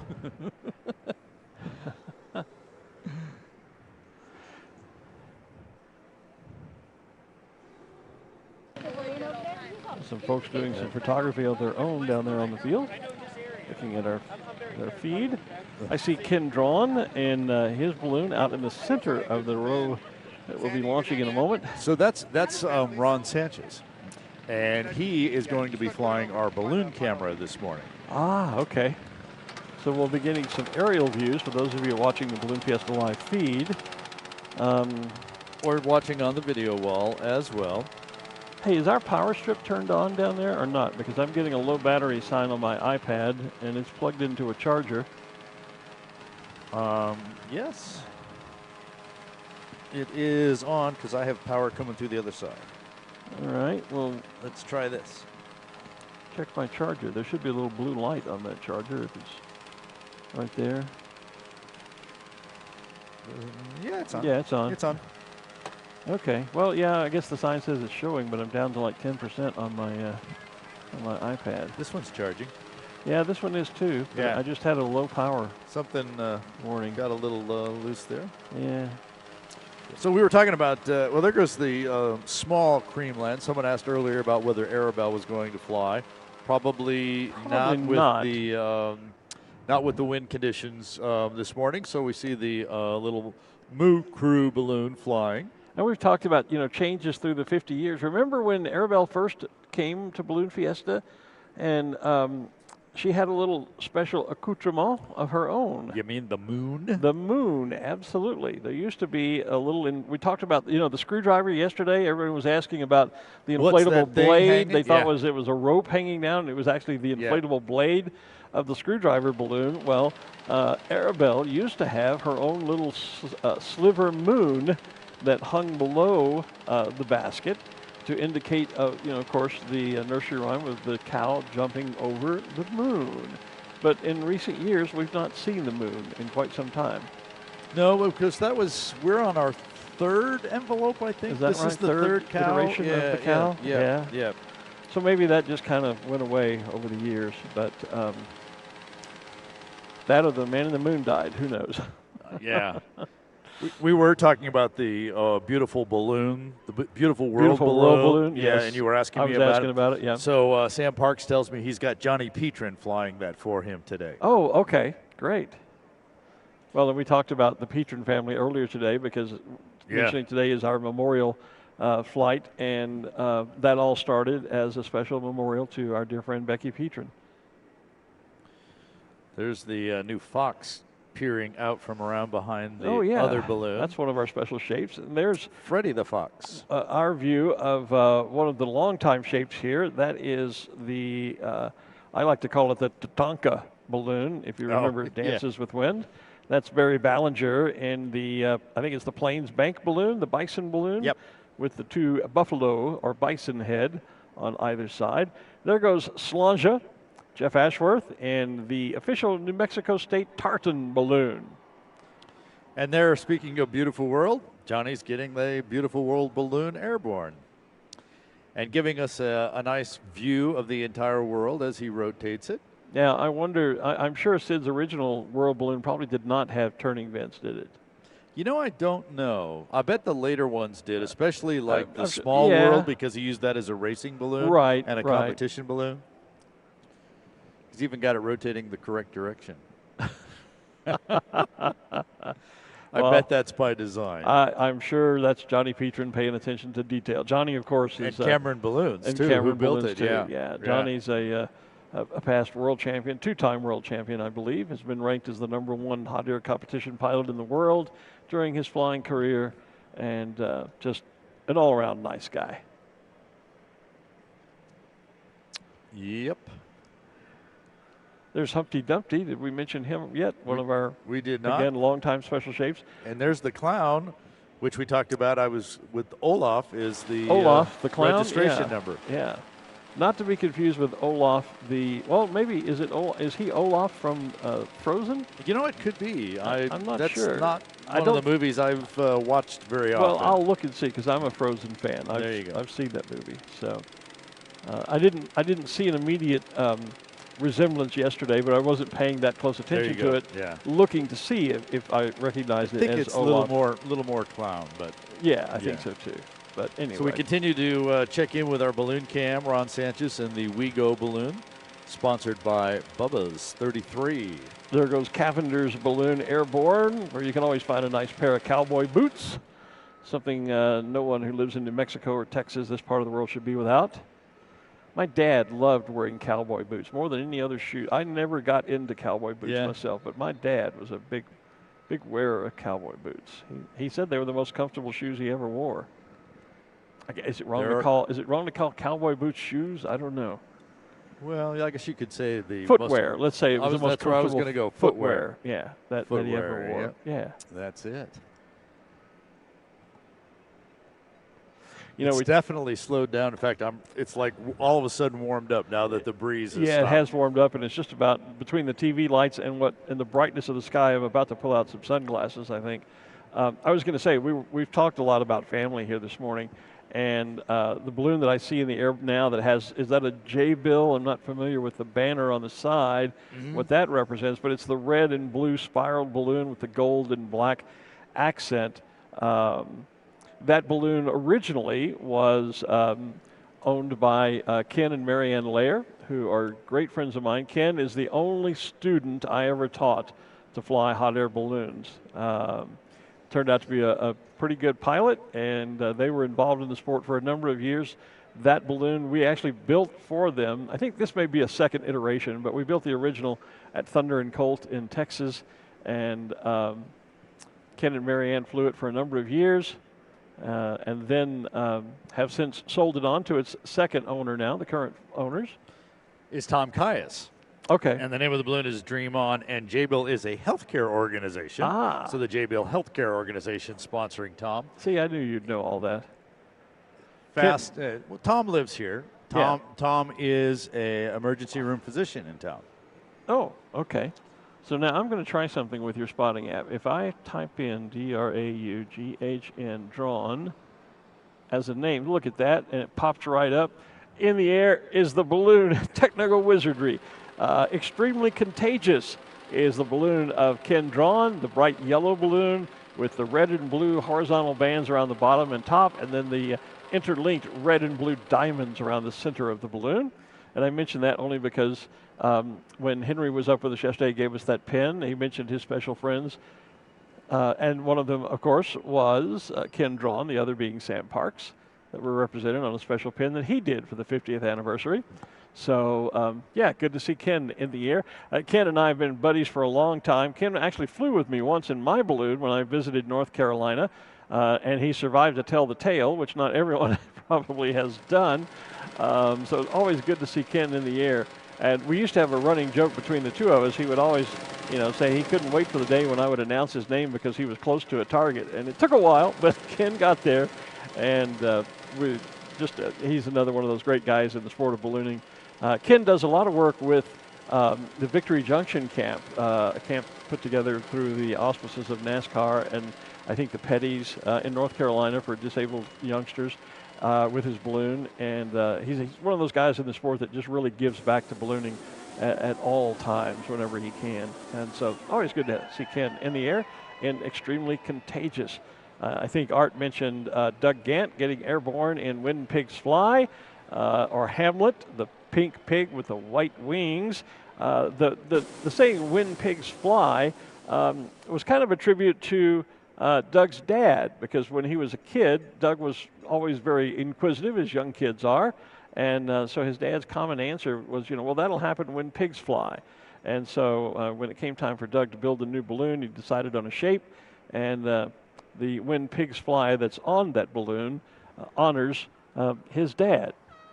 And Doug is a former resident of Florida, but has recently moved here to Albuquerque. So he's a new local pilot. All right, I'm back. You're back. Okay. Well, there goes the Plains Capital Bank, the Bison balloon, the Tatanka that I talked about earlier. Barry Ballinger is the pilot there. Just above him, that bright yellow balloon with the Texas star and the vertical racing stripe on it. That is Gary Haven. The balloon is called Almost Heaven. There we see it. And were you talking about Doug Gant and Hamlet? I was, yeah. I was telling about the background story to When Pigs Fly. And one of the Hartzels is in the air, Joe and his sons, Rhett and Lucas. I don't think Lucas is here, so that's either Rhett. I believe that's Rhett in this one. I can never tell. We had that discussion yesterday. This one's got the silver around the stars. Yeah. So we think that's Joe. I think that's Joe, but Can't tell. I can't tell. I can't see if he's wearing a ball cap, and he looks a little taller than I usually think of Joe as being. But anyway, I can't see for the other balloons in the way. Yeah, so Joe is a 5-time U.S. national championship champion. His son Rhett just won his 4th U.S. national championship, and they fly balloons that are absolutely identical. Now, granted, one of them has silver around the stars, and the other one does not. That's the only distinguishing factor between the balloons. And that does nothing to help me figure out who's flying which one. There you go. But they're both in the air. Fortunately, all three are not here, because if Lucas was here, he'd be flying a balloon that looks just like it too. Then they built brand new balloons that all look the same. So, yeah, Joe and I have had that discussion for years. I think they do it just to frustrate announcers like us. It's not fixing anything. So yeah, no, not at all. UPS has their balloon in the air. No, that's not UPS. What is that? United to Save Lives. Donate. United is the soccer team here. Okay, yeah, okay. I'm sorry. I looked at that and thought it was the UPS logo at first. I had to look up to see which one you were talking about. My bad. So, yep, the United is the local soccer team. I'm going to break out the sunglasses now so that maybe I can see a little better. I saw Mandrill on our screen a little bit earlier, and there he is again. Oh, yeah, there's Mandrill. I still say that looks like a character from The Lion King. I don't know why, but that's what it reminds me of. What was the bad uncle's name? Oh, gosh, I don't get... No. Graffiti is from Lion King?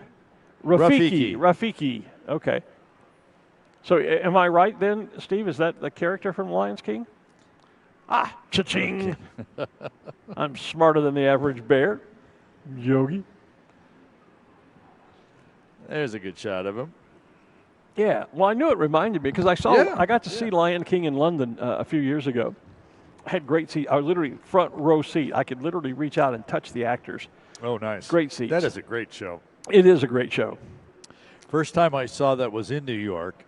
And there was a huge downpour that came through Manhattan and Broadway just as we had to walk to the theater. Oh, no. So we got to Lion King, and we were drenched, and so was everyone else. And so before the show, everyone's in the restrooms trying to dry off all their clothes and everything else, and you sat through the show soaking wet. But it didn't matter because the show was so fabulous. Well, speaking of great shows, musical theater, Broadway, wherever it is you choose to see it. When I was in London a couple of weeks ago, I had the chance to go see a great show that I highly recommend. I can't recommend it highly enough. It's called Come From Away. And it is the story of Gander, Newfoundland, where on 9/11, so many of the grounded aircraft had to park and stay for like a week. Right. And how that small town and its citizens took care of thousands of people that landed there from around the world, the friendships that were formed. It is a brilliant It production. absolutely is. It's amazing because it's a cast of only 12, and each cast member plays multiple characters. The set is very minimalistic. I didn't think I would like it because I'm a big fan of big productions, Lion King, Les Mis, those types of plays. But I saw Come From Away in London, and it is spectacular if you have the chance. I think it's closing on Broadway here in January. It's not going to be a long-run show. If you have the chance, no matter where you are, take my advice and go see Come From Away. It's a brilliant stage production. It is on tour, too. It was just through here Was in it? Albuquerque not too long ago. And we saw it in New York, and it was one of those, we're going to go to New York, we're going to go see 5 shows. And you know what? This one kind of looks interesting. Like you. Exactly. Yeah, okay. This could be an interesting story. And blown away by that absolutely. show. I have a niece that works on Broadway with Broadway Productions, and she's a music theater geek as I am, and I've seen all my favorites. I've seen Les Mis, I've seen Phantom, I've seen Lion King, et cetera, et cetera. And so every year I go to London, I want to see a show, and I said, well, what should I go see? And that was her recommendation. A friend of mine in Aberdeen, Scotland recommended it as well. And like you, I went in with very low expectations and was just blown away. You laugh, probably you cry, you jump for joy. It was probably the most amazing night of live theater that I have ever had in my life, and I do not say that lightly. It was just brilliant. So if you have the chance, go see Come From Away. So we continue to launch balloons. It's actually, the pace has slowed down a little bit here now that the winds have calmed down. Yeah, Humpty is getting airborne. Rich Lawhorn there. C&M balloon going airborne as well. It's a spiral pattern: sky blue, royal blue, black, purple, and purple hearts, pink, fuchsia. Maybe that is. Yeah, Heart's Desire. That's Blair Kaufman's brand new balloon. Oh, okay. You said that yesterday. I forgot. I did. I was listening and wasn't listening at the same time. I'm multi-talented that way. There it is, right there. Yeah, there it is on our video feed. And I believe that's Mike Kelly right next to him in the red, blue, and yellow checkerboard. And Mike's name of the balloon, primary color. There's Pico. Pico, yeah, from peeking behind the other balloons. And they're here from. Are they from Gatineau or Saint Jean? I forgot. I just had it up. Saint Jean. Saint Jean sur Richelieu. A great event up in Canada.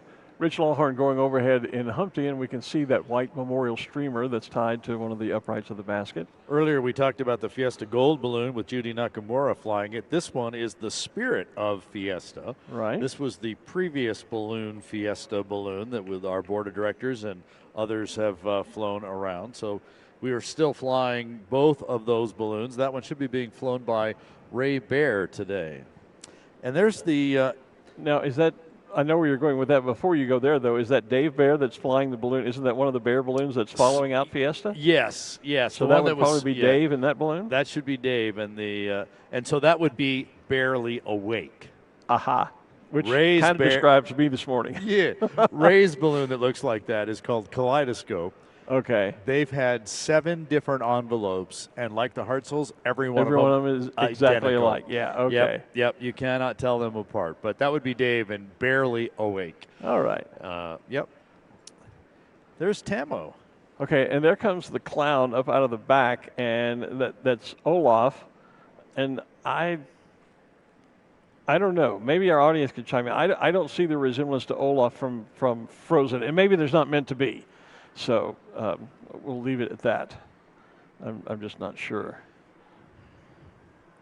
Well, he is he is a snowman, but I thought maybe this was like a snow clown.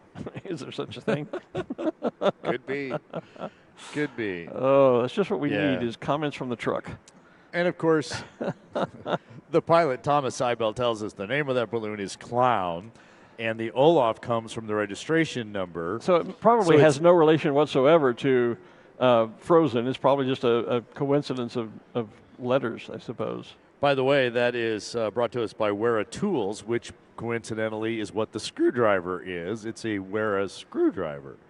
So they're kind of a pair of balloons, even though I'm not sure how a clown and a screwdriver have anything in common. I am not going there. I see the Bubba's 33 food balloon, which is We Go. Ron Sanchez flying that balloon, so they are airborne.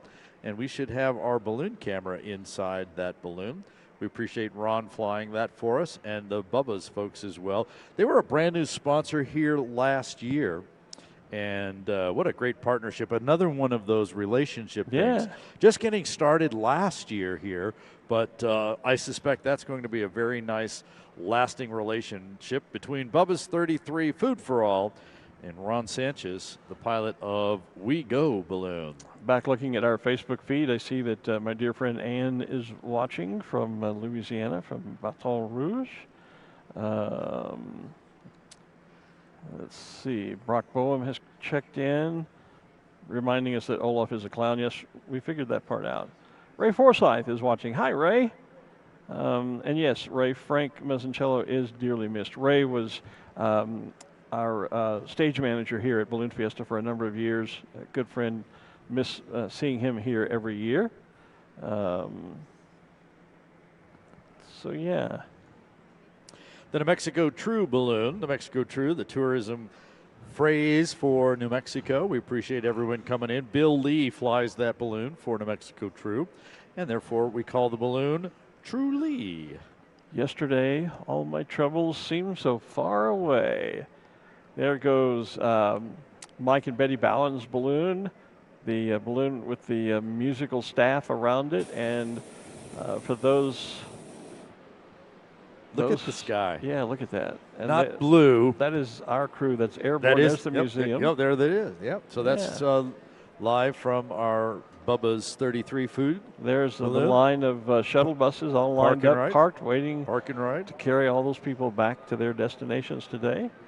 Anyway, I was mentioning Mike and Betty Ballin's balloon with the musical staff on it. We've discovered last year the music actually is the tune Yesterday. It just went off the side of the screen, but there's our balloon camera balloon. So now we're looking at the camera.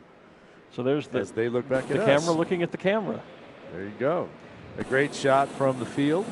And in that someone's scene, waving at us from here. the center of the field, you see launching that pink camouflage balloon that would is a Tammy Schrum. Is Tammy Schrum in her pink camo balloon, absolutely. She will have Tiamo here. I was going to say, she and Mike have that balloon Tamo. They have Tiamo, which is the heart-shaped balloon. I think Mike still flies the Ristra. Both scheduled for the weekend. Balloon. Yeah. Or for Thursday, Friday. Oh, and looking way down the field, I see Tall Steve, one of our family of penguins that are here, part of the fleet from Sky Safari at Longleat. That would be Andrew Holly. Shout out to my my dear UK niece Roma. If you're watching, Roma, good morning. There's the Yesterday balloon, the Mike and Betty Ballins. As viewed from our balloon cam balloon. Viewed from the balloon cam, yep. So if you if you were to straighten that music staff out, you would actually kind see of at the end of the phrase there, because that treble clef sign would be the start. Would be the start. So yeah, if you stretched it out straight from that, you would actually be able to play it the other way, Mike. Play the tune of Yesterday by Paul McCartney. So we started to talk about the spaceship yeah, I'm sorry, or the I alien saucer. You That's there for okay. a moment. He hadn't launched, so he's come back. So a new saucer balloon there with Darth Vader, or not Darth, Yoda. Yoda. More penguins. There was Arthur the... There's Adelaide the koala, and that's the backside of Cymbaloo the lion, where you can see the brown with the long leat on it. The balloon is, not the blonde there with the ponytail. No. No, I do not know who the blonde is. Maybe I'd like to meet her, but I don't know who she is. Oh, what a great shot we're getting there. There's Cork the puppy right there in the center. I see Hearts of Fire over on the right-hand side, the Wonder Balloon. I can see the Balloon Fiesta Live dating app coming soon. Hey, I keep trying to sell my my other databases. Maybe that one would work. Maybe that one will work. Yeah, there you go. So now, is this a balloon with the? I'm immediately thinking that's the Northern Lights. Yes. Is that what that is all I was supposed trying to represent? I'm getting a little bit of a glare on the monitor here, which is interesting. For Well, not I saw it in real life, and then I was looking, and then looked down and realized it was on the monitor as well. So we actually call it Northern Flights. Northern Flights. Ah, okay. Nice play on words. Yep. Cliff, I'm not even going to try that, Cliff. I'm sorry. So, also getting up at that end of the field is Wes the Wolf. That is another of the Sky Safari fleet. So we're beginning to see some of their menagerie get airborne. That would be Ashley Moore, who flies Wes the Wolf. They said hello the other night at the FAI Hall of Fame ceremony. They are here from Brightford, Devon, United Arab Emirates. They've come from a long distance away. I love the bright blue eyes of Wes the Wolf, if you're close enough to see those.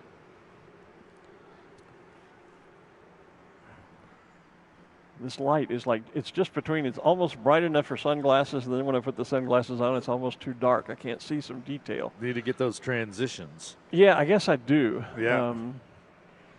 There's the Taipei bear, the backside of oh, yeah. the bear from Taipei. I think it's called, if I remember right, Honey Bear. Spot the Wonder. There goes the Wonder balloon of Chris and Amanda Sabia. And it is white with the red and yellow and blue polka dots. And oh, now this is interesting. What's happening here, Art? You know more about things on the background. See the kids doing the coloring on the monitor there. Where is that? I'm going to guess that is up at the Balloon Discovery Center. Okay. That's one of the tents up at the very far north end of the field. And it is an activity center that will help you with hands-on activities learn more about ballooning. And so obviously the ability to color as well. Far north end. Yeah, okay. I just wanted to interrupt quickly to give a big shout out to my friend Terry Dillard. Hey, there he is. The Terry flip-flop is here in Flip Flop Fantasies. Fantasies. Terry and his wife Deb have had a crazy journey getting here. They left Florida trying to get out of state ahead of Hurricane Ian, went all the way to Memphis, Tennessee. Ian took a turn and decided to hit close to their home, so they turned around, went back from Memphis all the way to Florida, rode out the storm, took care of their neighbors. Fortunately, their home suffered only some minor damage, so they loaded up the balloon truck, including an amplifier that they transported for me from Florida, and managed to get here to Fiesta. They're flying for the first time this morning. Terry, my friend, good to see you and Deb here. Glad you made it safely and weathered the storm in Flip Flop Fantasies. Great shot from the balloon cam just a second ago, looking back at all the balloons that are still inflating on the field. We probably have as many on the field as we have in the air. Probably so. And there was Cork the Puppy, and there it is from the balloon cam. Yeah. You know there is a Cork the Puppy RC balloon. And I do know that. It is gorgeous. Yes. It is gorgeous. I see the flying bus down in the middle as we get that balloon shot from our, and there's your flip-flop fantasy still in there too. I should actually do my research because the builder is a new advertiser in Ballooning Magazine. Okay. And he was offering a Fiesta special that if you bought and ordered a special shaped balloon, he would build an RC replica as part of the package. And I think the puppy is one of those deals that came to life. So that's kind of cool to see. I got to see it in Colorado Springs. In fact, I took got my wife to take a picture of me with the balloons in the background, from the stage, and the Cork the Puppy was over there, and of course all the RC guys picked up on it because that was, I think, the first time they inflated that publicly. Oh, okay. For folks to see. I don't know that for sure, but there is a longtime Fiesta favorite in the air. That is Hearts of Fire, the pink balloon with the two shades of hearts around it. And if memory serves, Pauline Baker and Malcolm White are flying that balloon this week. You are They correct. are here from the Republic of Ireland. And great friends of mine, they were very kind. When I was visited Ireland over in 2019, they took me on a little day tour of their flying area around Trim Castle. Yeah, just really great people, and glad to have them back here at Balloon Fiesta flying Hearts of Fire. Behind them, of course, Tall Steve. That should be Andrew Holly in that balloon. And there goes the little VW bus. Here in front of us, the balloon with the preamble to the Constitution on it, the Stars and Stripes themed balloon. There's the two penguins, Puddles and Splash. They, of course, got together, as penguins sometimes do, and created Tall Steve. He's their little chick. There goes Not so little chick. Not so little chick, yeah. There is Simbaloo, the lion from Longleat. We're looking at the VW bus on the air. There is Squawk. Nope, that's Scarlet. Oh, that's Scarlet. I'm sorry. And, yeah, a whole menagerie of balloons in the air now. I see the backside of Adelaide the koala from Longleat as well. So Steve Lombardi getting his entire crew in the air. And speaking of critters in the sky, I just got a quick look at the Roadrunner and the Coyote. They're right here behind the Dos Equis bannered balloon and above Scarlet, coming into view just a moment. There you go. You should see it, Art. I see them there as well. Yep, a great shot of the Dos Equis guys here waving at us. Good morning. As they fly right over the roof. Did you bring us any Dos Equis? There's the Roadrunner Coyote going directly over our head the top now. of us. Peter Cuneo is flying that today. Barbara Fricke, who actually built that balloon, flew it on Friday and Saturday. Peter's flying this morning. Okay. And that was one of the balloons that Sid had built way back in about 1973. You see it there. This side we're seeing the Roadrunner. The other side of the balloon has the Coyote, and it has the very large N numbers or registration numbers on it, as this was built as kind of a replica of what was there. There are some differences between the two, but that was a very famous balloon built by Sid and Raven Industries. They actually even managed to get the original N number, the registration number for that balloon. Oh, wow. Awesome. So that was really nice. Just airborne in the center of the field here, for those of you that are on the field watching, is Grandma's Legacy. That is Cameron Wall. This balloon we did a feature on some time back in Ballooning Journal.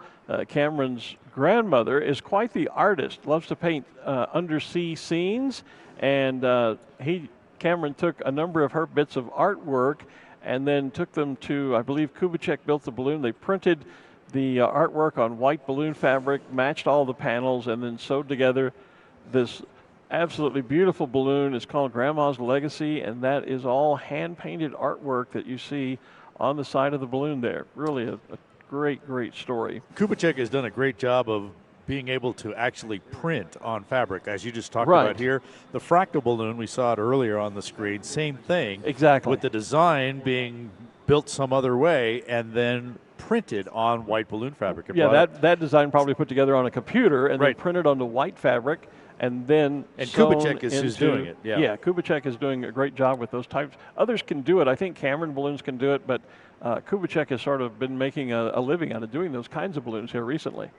They have. You know, we talked with the Board of Directors President Al Tetrault earlier this morning, and he talked about having, when he came onto the board, working and putting together an entire public safety model here at the park.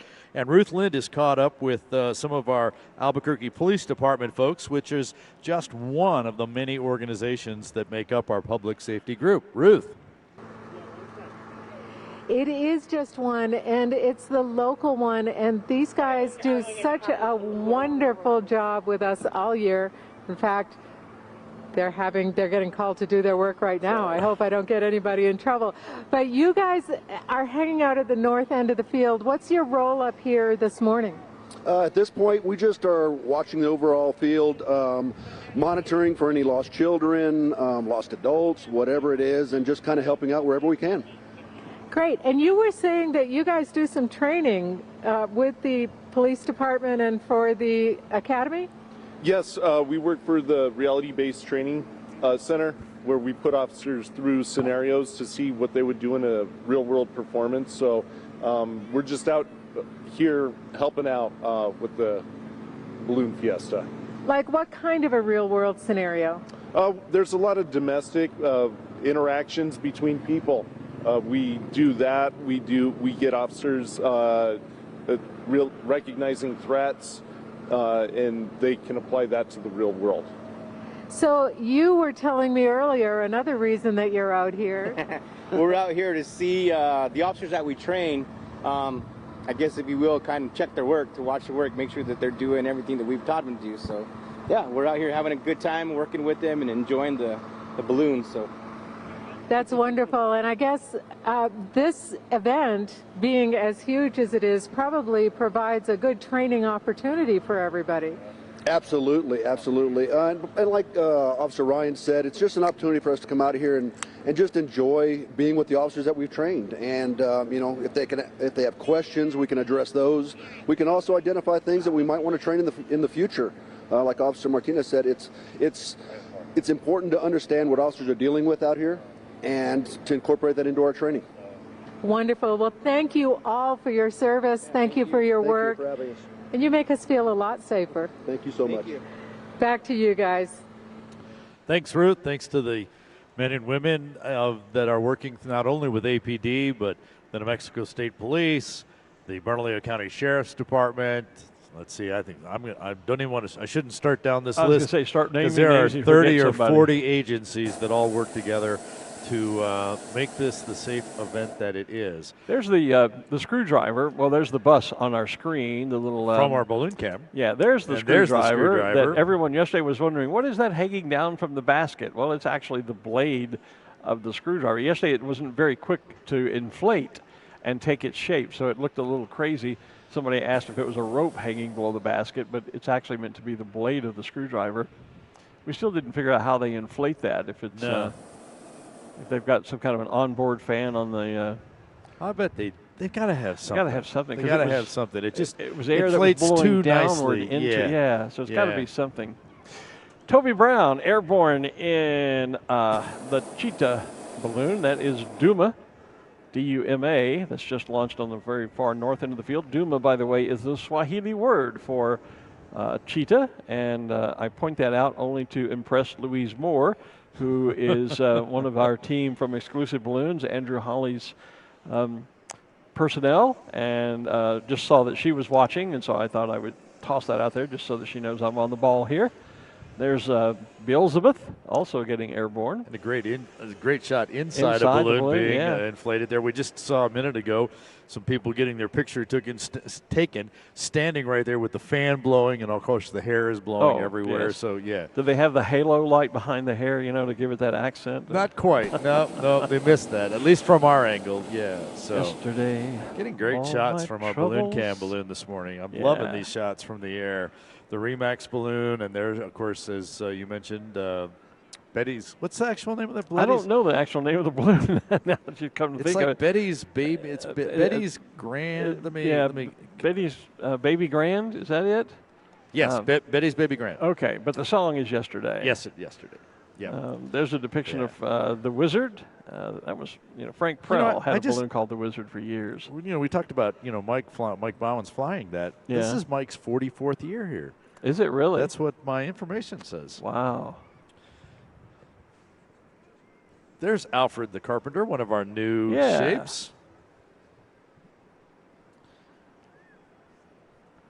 I'm guessing he's an international. He has that look about him that doesn't say American. It says has a very European look to him. There are several of the special shapes. The camera view now from down on the north end of the field, which is where that's Steggy laying on its side. The light sky blue Stegosaurus. Mr. Globy. With the Mr. Gobble, as I called him yesterday. With the green Sherlock hat. His evil cousin. Looks like Yoda's still standing up down there. Yeah, fly I might. Hasn't decided yet. And that is that a Swiss chalet, did you say yesterday, that we can see way off in the distance there? Yeah. Yep. And I bet that's probably the big hug, the blue and yellow one that was laying down behind there as well. The bear and the elephant that are having a hug. And there's our Viking balloon. They could have named the big hug, get a room, Could have. The Desert Flying Viking, Mark Heidemann. From right here in Albuquerque. It's his 30th year, Golden Corral is online on our viewer, and they're getting airborne just to our left of the rooftop here. Not quite 75 feet yet. Well, but he's taking off, so there's an exception. He's got to be getting up there though. Yep. Yep. But when Rex Jennings flying Golden Corral for us. Okay. Mission Linden Supply, again, one of those long time. They've been with Fiesta at least as long as I have, 33 years, because I can recall announcing them in 1990 as my first year on the tower at the time. Their balloon is bright yellow with a kind of a blue and red starburst on the side. They provide, like all of the tablecloths and linens, the napkins and things that are used in our sponsor hospitality and places like that. And I'm starting to see, I saw it on the screen here, I thought, wait a minute, that's a little special shape that's not supposed to be here. But it's a special shape RC balloon. Because today is the day. We're going to try and set that record with 85 or 83 or 80-some little special RC remote control balloons. Mini-me's. Mini-me's. And you can see right through there from here while we're looking on the screen. Down at Balloons Below from our balloon camp. There's Cork the puppy. Cork the puppy, yep. And there's the puppy dog with the fire hat. I can see that, yep. yeah. So they are starting to inflate along row N. So if you're here on the field, if you want to get up close with the little RC balloons. Yeah. RC balloons, they are going to be along row N. And, that's a great way to find out about ballooning at just a nice, fun little way to do this. They fly the same way we do. They're built the same way. They are literally just miniature mini-me's, little miniature hot air balloons. And the nice thing about it is, while you have to be a licensed pilot There's to fly. a great shot of the Dalmatian with the hat. While you have to be a licensed pilot to fly a hot air balloon, you don't have to have anything to do an RC balloon. They're just like, a lot of people are probably more familiar with RC airplanes. Right. Well, this is the same thing, but they're hot air balloons. It's the same kind of controls if you look at it. Exactly. It's just firing a burner off, a little propane burner, versus a gasoline engine. Exactly. Or an electric engine. But they're built the same way. They use the same, essentially the same styles of fabric. Yep. The balloons are constructed the same way. The baskets look like little bitty baby hot air wicker balloon baskets. They're literally just little replicas. Have you seen the mini ride balloon baskets? I did. I saw that. With the partitions and all of that other stuff in it. Yeah. It is pretty incredible how realistic is not really the right word, but how true to form of the big balloons they are. Yeah, yeah. Looking down on it all, there's a great shot if you look toward the Sandias of Splash, the boy penguin, part of our penguin family, of Puddles, Splash, and Tall Steve. Up close and personal with the upright in our balloon camera. Yeah, got a nice upright cover there with the Mexican Zia on it. Yeah, Hearts of Fire down below. Looks like they're getting over by the river, maybe. I think I've told the story about getting a New Mexico State road sign that had the Zia on it once. Yes. I'm sure I've told you that story. Yeah. There's Carousel, Frank Campanella. The quick story is I was in the Boy Scouts at the time, and my mom and dad and I came to New Mexico on a vacation, and I loved the highway signs. They're black with the white circle and the red Zia in it, and then the highway number in the middle. And I wanted one of those signs. And when I got back home to Texas, I wrote a letter to the New Mexico State Department of Transportation or whoever they were, and asked for one that had the number of our Boy Scout troop on it, and never really gave it a second thought. I didn't tell my dad I had done that. And one day I'm at school, and a UPS truck pulls up to the driveway with a package and a bill for like $85 or something. and my dad paid it, rather unwillingly. And when I got home, I discovered that I had received my New Mexico State highway sign with my Boy Scout troop number on it, and Dad paid $85 for it.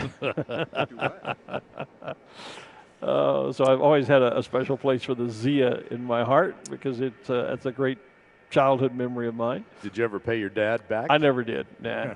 I just figured, hey, Dad, it's a Christmas present, suck it up. Okay. All right. But I still have that, by the way. Do you really? I do. I've kept it all these years. Smokey Bear. Beth Wright Smith putting Smokey Bear up for us. as well as the black balloon that's still cold inflating there. That would be Mike Voorhees. Both Beth and Mike on the Quad A Education Committee.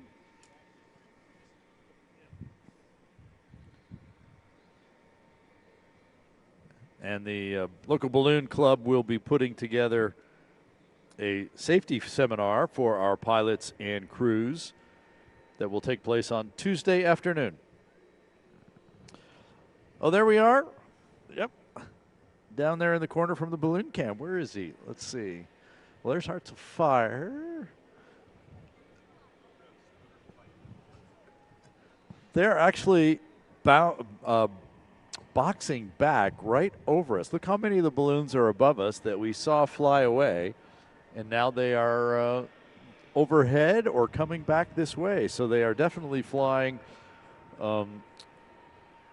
There's actually a number of different directions in the box up there. I'm seeing people go west, south, east, of course, north. Yep, there's a great view of Steggy. I'm back with you, by the way, just having some technical difficulties with the headset. So I was getting our director, Gary, to take a look at that, or listen. Yeah, Steggy. It looks kind of like a character from the Flintstones, you know? Yep.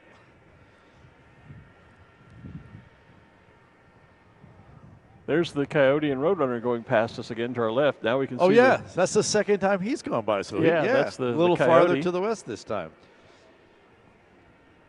I mentioned this the other day in the test hours flights of that balloon. That's the only side any camera ever seemed to capture. Oh yeah, was the Coyote side. The Coyote. You never saw the Roadrunner? It's like we kept trying to get a picture of the Roadrunner sign, and the balloon itself, it does not have turning vents. No matter where we took the picture, it was always the Coyote.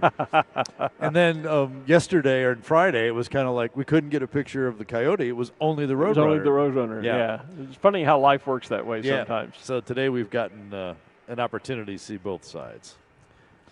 Lots and lots of balloons in the sky, and they just keep flying. Some have decided to go ahead and continue to try and get out to the northwest. They're not quite getting all the way out there. Well, the box is straightened out a bit. It doesn't have near bit. as much of a diagonal direction as we had said earlier. Some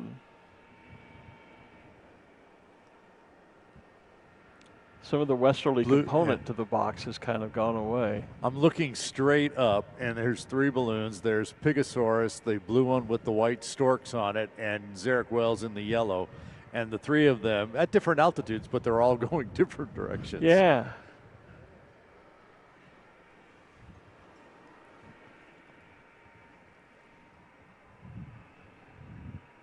There is Pat Fogue launching the IMTS balloon. That's the orange balloon out of the center of the field with the multicolored swashes on it, I guess you call it, swaths of color. Yellows, blues, greens, purples from IMTS. I can just make out, that's what used to be. I guess, is the balloon still called Twisted Gator? Yes. It was Bud Person's balloon. It's I think it's yellow and that. blue, Let me double yellow. check. It's orange and blue spiral. That was the first spiral pattern balloon that Aerostar balloons ever built. There was a time when if you wanted a spiral balloon, the only company that could build them was the Balloon Works out of Statesville, North Carolina. But eventually now everyone builds spirals. But that was the first one for Aerostar to build. They're right there beside the Tarp Head's balloon. Head is a balloon manufacturer out of the state of Georgia. Has his headquarters in Helen, Georgia. Beautiful little town that has its own unique balloon race, the Helen to the Atlantic balloon race, where the balloons launch and fly toward the Atlantic Ocean, the East Coast, and the first one to reach there or cross the main highway is declared the winner. And there have been some exciting stories of pilots competing in that event to win.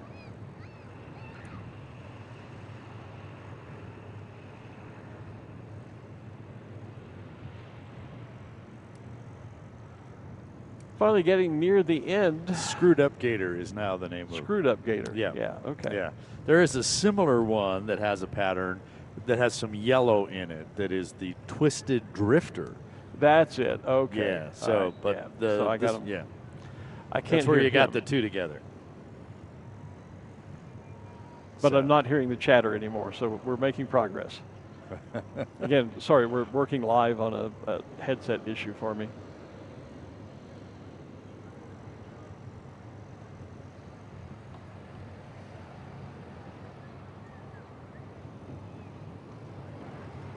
That is. So yes, I'm sorry. We're about, as you said, we're getting towards the end of the second wave here. Oh well, is that? Yeah, we've got a couple of other balloons still laid out here. I think they're trying to figure out whether they should be doing something or not. Well, I can see the I see the big hug. The big hug. What's the name of that? Is that the right name? The bear and the elephant. Yes. But I'm even looking right here, the Zia balloon right in front of us. Hug. Well, now they're calling it Hug a Bear. Used to be the Big Hug. Now it's called Hug a Bear. And I see a couple of other balloons that have stretched out their envelopes. I think they're continuing to watch what's happening here. The breeze picking up just a little bit on the field again for us. Well, it feels a bit like the breeze is picking up again. That's what I just said. Oh, I'm sorry. Well, I know because of the headset, I can't hear a lot anymore. of what you're saying. Yeah, so my I apologies. understand. Yeah. But so you may have already just said this. My suspicion is some of the pilots now are having second thoughts about do they want to fly and possibly have to land in windy conditions. Right. So we may be getting to a point where we're seeing some of the final launches. Interesting balloon to point out real quickly down at the far north end of the field. See the little hopper down there? Yep. The balloon, if you look underneath it, it's a balloon that's got yellow, red, green, and blue. Oh, it's on our monitor. There you go. I'm paying attention to what's on the field. Yeah, you notice there is no basket to that balloon. That style of balloon, little one-man, sometimes two-men, two-person rather balloons, are called cloud hoppers. And typically the pilot, there's a couple of different variations. Sometimes the pilot simply straps the propane tank onto his or her back, in a sort of, what's the word I'm searching for? Just a harness type almost operation. A harness, yeah. Sometimes there's a little swing seat type thing that you can sit on and fly. Some that are a little more elaborate have a structure that reminds me of, remember when I was a kid and you rode a Ferris wheel, you sat in this kind of bucket thing that they tilted up the floorboard in front of you.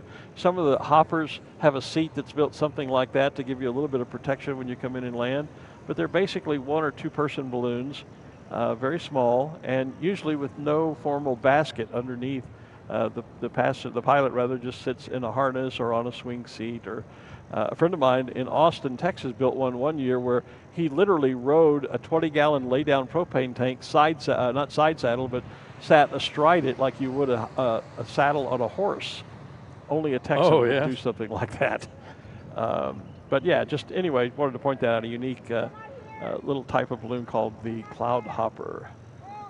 And I know that those guys that fly those, they're I think trying to start to differentiate the single seats being the cloud hopper, and if it's a dual seat that you were describing, now it's a chariot. Yeah, well, we actually, when I was at Thunder and Colt back in the 1990s, we actually built what we called a duo chariot. And I likened it to taking the bucket seats out of a '65 Mustang and putting them under a balloon. Yeah, but they do kind of make that distinction. You're right. A cloud hopper typically is a one-man or one-person balloon, and if it's a two-seater, then it becomes a duo chariot. There you go. So we've mentioned that today is one of our 3 RC remote control balloon days, and that they are setting up. We've pointed out a few of them along row N. We are hoping to be able to set up a number of them, more than 50. We have 80 some registered here. But Ruth Lind has managed to catch up with one of the pilots of one of those RC balloons. Ruth? I have. I've caught up with Dick Rice, who was inflating and attempting to fly the Fiesta RC balloon, which is so adorable. Oh my goodness. Anyway, Dick is going to tell us a little bit about the record that they're trying to set here today. All right. I believe it was the Brazilians who set a record with 51 RC balloons several months ago. and we are attempting on Wednesday to break that record. We have 82 RC balloons registered for this fiesta this year. Wow. And we are attempting to break the 51 RC record. And I think we're going to be able to do that, assuming we don't get these winds that are preventing the little balloons don't do wind well. But here we are, and that's what we're trying to accomplish on Wednesday. Today we were just going to fun fly and show everybody what RC balloons look like. As Ruth told you, they're really cool, okay? I used to fly big balloons. In fact, I flew the Fiesta balloon, and so I got a replica of the big balloon for the RC balloon, okay? Now I want to step away from little balloons just for a minute and show off your jacket. This is from 1983, and you were the president. So give us a little. In 1983. Give us a little turn and show us the back. Okay, I will. Let me get it pulled down so you can see it, and I'll turn around. Okay. Okay, you can turn back around. Thought I'd do a little retro this year, and on Friday at registration I wore the 9th annual balloon jacket, and Saturday I wore the 10th annual. This is the 11th annual Balloon Fiesta jacket, and tomorrow I'll wear whatever is next after 11 or 12 or whatever I said.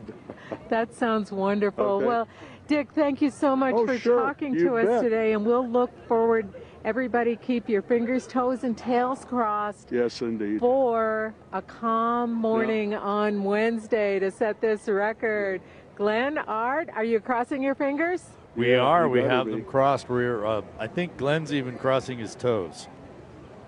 But we'll have to wait and see what happens on that as we move along. I resemble that remark. There you go. So we continue to have balloons inflating on the field. We have a couple that have decided not to fly this morning, probably due to some of the conditions, but we have the majority of our balloons in the sky. The box pattern continues to work. The screwdriver's coming back down right over the west edge of the field. Get a better look at the blade. Looks like, now that it's close enough, it looks like it's a Phillips screwdriver. You know, I never looked. Where is he? He's right off to your left. He's going to be right behind the pole off. Oh, okay. Yeah, as a matter of fact, I think you're right. I never really looked at the end of the blade. They never really were that close. No, this is the closest he's gotten to us. Yeah, it's not a flat. You're right. It is a Phillips screwdriver. Interesting. I was just having a conversation with our... And he's turning, so he's... Yeah. I was having an offline conversation with our dear friend, Dr. Tom McConnell. And right here in front of us, for those of you here at Sponsor Hospitality and at the Exxon Mobil tent, his family is getting out the New Mexico Zia balloon. We talked about today as a day for the RC balloons, the mini-me's.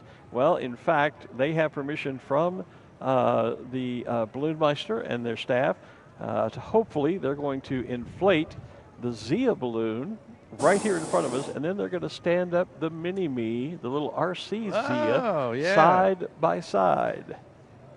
And we continue to get pictures from our balloon cam as well up in the We Go balloon, sponsored by Bubba's 33, Food for All. And so you can see balloons in different states of inflation, standing up, cold, packed, etc. And we can begin to see, I'm sure you probably have talked about this, we've been offline trying to fix my headsets. I can see more of the RC balloons down on the far north end of the field, the red, white, and blue striped one. Right, straight in front of us, The bright pink one right beside them. I think, as Dr. Tom was saying, wind is really a factor for the little RC balloons, and that may interrupt our intention to try to get the 80-odd number of them stood up today. I don't know. So while they were fixing that, Dick Rice was telling Ruth that the idea behind the RCs, they've decided today, is more of a fun fly type of deal. Oh, okay. And they will attempt the record on Wednesday when they are scheduled. Right. So we've shifted the record attempt. Okay, sorry, yeah. I missed that because, again, I've been working on other things. My headset. Yep. Totally understand. There is the balloon with our balloon cam in it. So a shot from the ground. Certainly appreciate from that shot. And then here it is from the balloon, looking back at us. From that shot passing the fence, it looked almost like they were in prison. It's coming right down the west side. I see him off. Oh yeah, I see him him out there on the west side, over on that big row of American flags out there. Yep.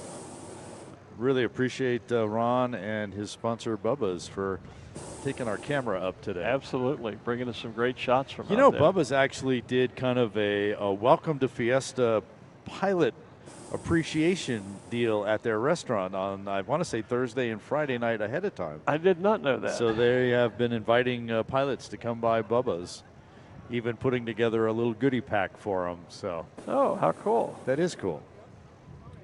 They have, I think they were a brand new sponsor last year, and they have jumped into this whole family, this whole idea of the ballooning community big time.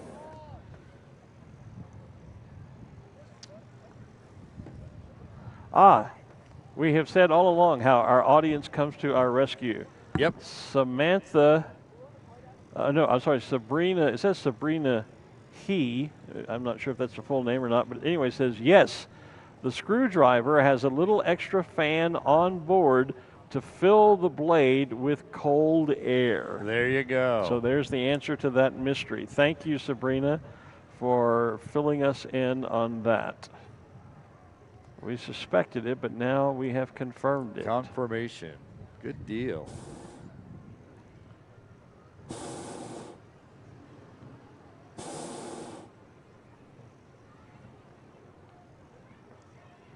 Once again, our audience comes to our rescue. A nice collective we have.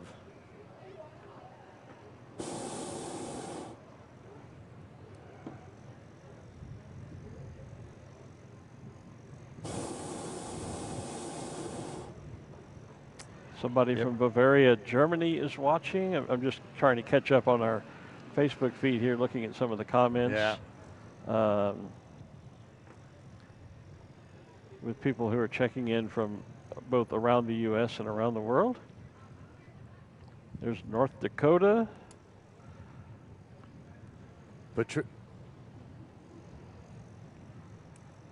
Several people commenting how much they're liking the dinosaur. By that, I think they mean Steggy. Steggy. Hey, Patricia, I'm glad you got here. Sorry you missed the whole first part. She's watching on YouTube. Balloon Fiesta Live is on YouTube, on Facebook. You can see the YouTube feed through balloonfiesta.com. We are also on Community Access, Channel 27. We are on low power over-the-air TV 28 around the park here. And all of our shows, not only from this year, but from our previous 5 years of show, are all archived and available online at balloonfiesta.com. Just look for the Balloon Fiesta Live web page under this year. We're starting to get to the end of this morning. So let's we sure are. We sure are, yeah. And so let's go ahead and kind of give you an update on what's happening here the rest of the day and the rest of the week. We did not get our America's Challenge gas balloon event off yesterday. So they have a briefing coming up today at 3 o'clock. That's an update. The briefing is now at 3 o'clock today to see if we'll be able to launch our gas balloons tonight. In addition to that, we have scheduled tonight a jump by our fast track skydiving team with their humongous United States flags. They will jump at 5 o'clock and again at 7:30 with their pyrotechnics. The team of fast tracks and their jumps this evening, as they are all week, sponsored by the city of Las Vegas. And so we appreciate that. We'll have those happen again at 5 tonight. We will record that and play it back on the stream. Those of you on the field will be able to see it live at 5 o'clock. We'll be live on our stream at 6 o'clock, and we have our balloon glow scheduled for tonight. Also, after the balloon glow tonight, we will have our brand new, no longer top secret, aerial drone show. If you have not seen this yet, you're going to want to see that. It's at 7:45 tonight. We will put it on our show as part of the evening. And we will have our Afterglow fireworks tonight at 8 o'clock as well. So a full evening of activities yet today here. In fact, starting shortly, as soon as we get the field cleared, it's the Fiesta of Wheels car show, and it's also pin trading day. Ah. I think today's still pin trading day. Is that today? Or was it yesterday? I think it's today. Let me double check. While you're looking that up, the McConnell family they have the Zia balloon stretched out. They now have taken out the mini-me, the little Zia. It is pin trading day. It is pin trading day today. So the Fiesta Wheel of Cars car show should be starting shortly out there. Don't forget chainsaw carving happening all the way out there. Pin trading starts at 11 o'clock today. So I guess that means if we go down on the field, we should probably have some of our pins in our pockets. Well, it takes place in the group tours tent out there in the northeast corner of the field. Okay. So it's a very organized deal, but yes, take some pins, and there's all kinds of ways to trade all kinds of different pins out there. If that's at 11 o'clock, I'll be tied up with the BFA meeting at 11 o'clock over in the SID, as it's now being called. I picked up on that. Yeah. Rather than calling it the Sid Cutter Pavilion, it's just referred to as the SID. There you go. Tomorrow starts competition. Half the balloons fly from the field, fly away for fun. The other half fly in. Right. Same thing on Tuesday. Wednesday, we're back to a mass ascension and the Flight of Nations. Thursday, we're back to two-a-days with Special Shapes Rodeo in the morning, Rodeo in the evening, as well as competition. Thursday and Friday, we also put poles up. Pilots have rings, try and ring the pole. Yeah, lots of big money to give away, lots of fun. And then Saturday, we're back to a mass ascension in the morning. Midday, you and I host the award ceremony and crown a new champion. We'll find out if Zarek Wells is able to defend his title as the 2021 Balloon Fiesta champion. He defends that and does a repeat. If he's able to repeat. And then a farewell mass ascension Sunday morning. On Sunday morning. And suddenly the 50th is, as Al said earlier this morning, in the books. It's coming quickly and hard to believe. Yes. That it's, it gets here. It takes so long to get here, and it passes so quickly. So they are beginning to inflate the Zia balloon. Tom McConnell down there and his team, and then it's Dr. Tom's granddaughter who is the pilot of the Mini-Me. Yeah. Well, we will watch that here on the field. Unfortunately, we are going to say goodbye to our online audience. Okay. And we will be back tonight at 6 o'clock. So, for Glenn Moyer, I'm Art Lloyd Jr. Thanks for joining us. We'll see you again tonight right here on Balloon Fiesta Live. Have a great day. Bye-bye. You've been watching Balloon Fiesta Live, powered by ExxonMobil. Want more balloon action? Visit the archive of all the Balloon Fiesta Live broadcasts at balloonfiesta.com. And make plans to join us in person for number 51, October 7th through the 15th, 2023. Thanks for watching Balloon Fiesta Live. This program is a production of AIBF Inc.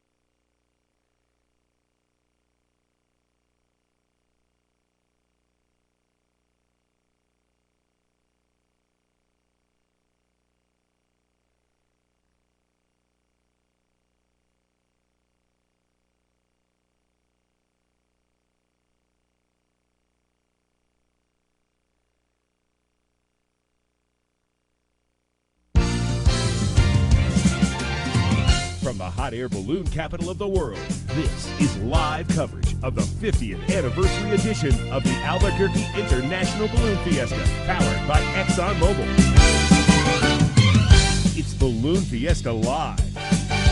And now, direct from the rooftop studio at Balloon Fiesta Park in Albuquerque, New Mexico, here are your hosts, Glenn Moyer and Art Lloyd Jr.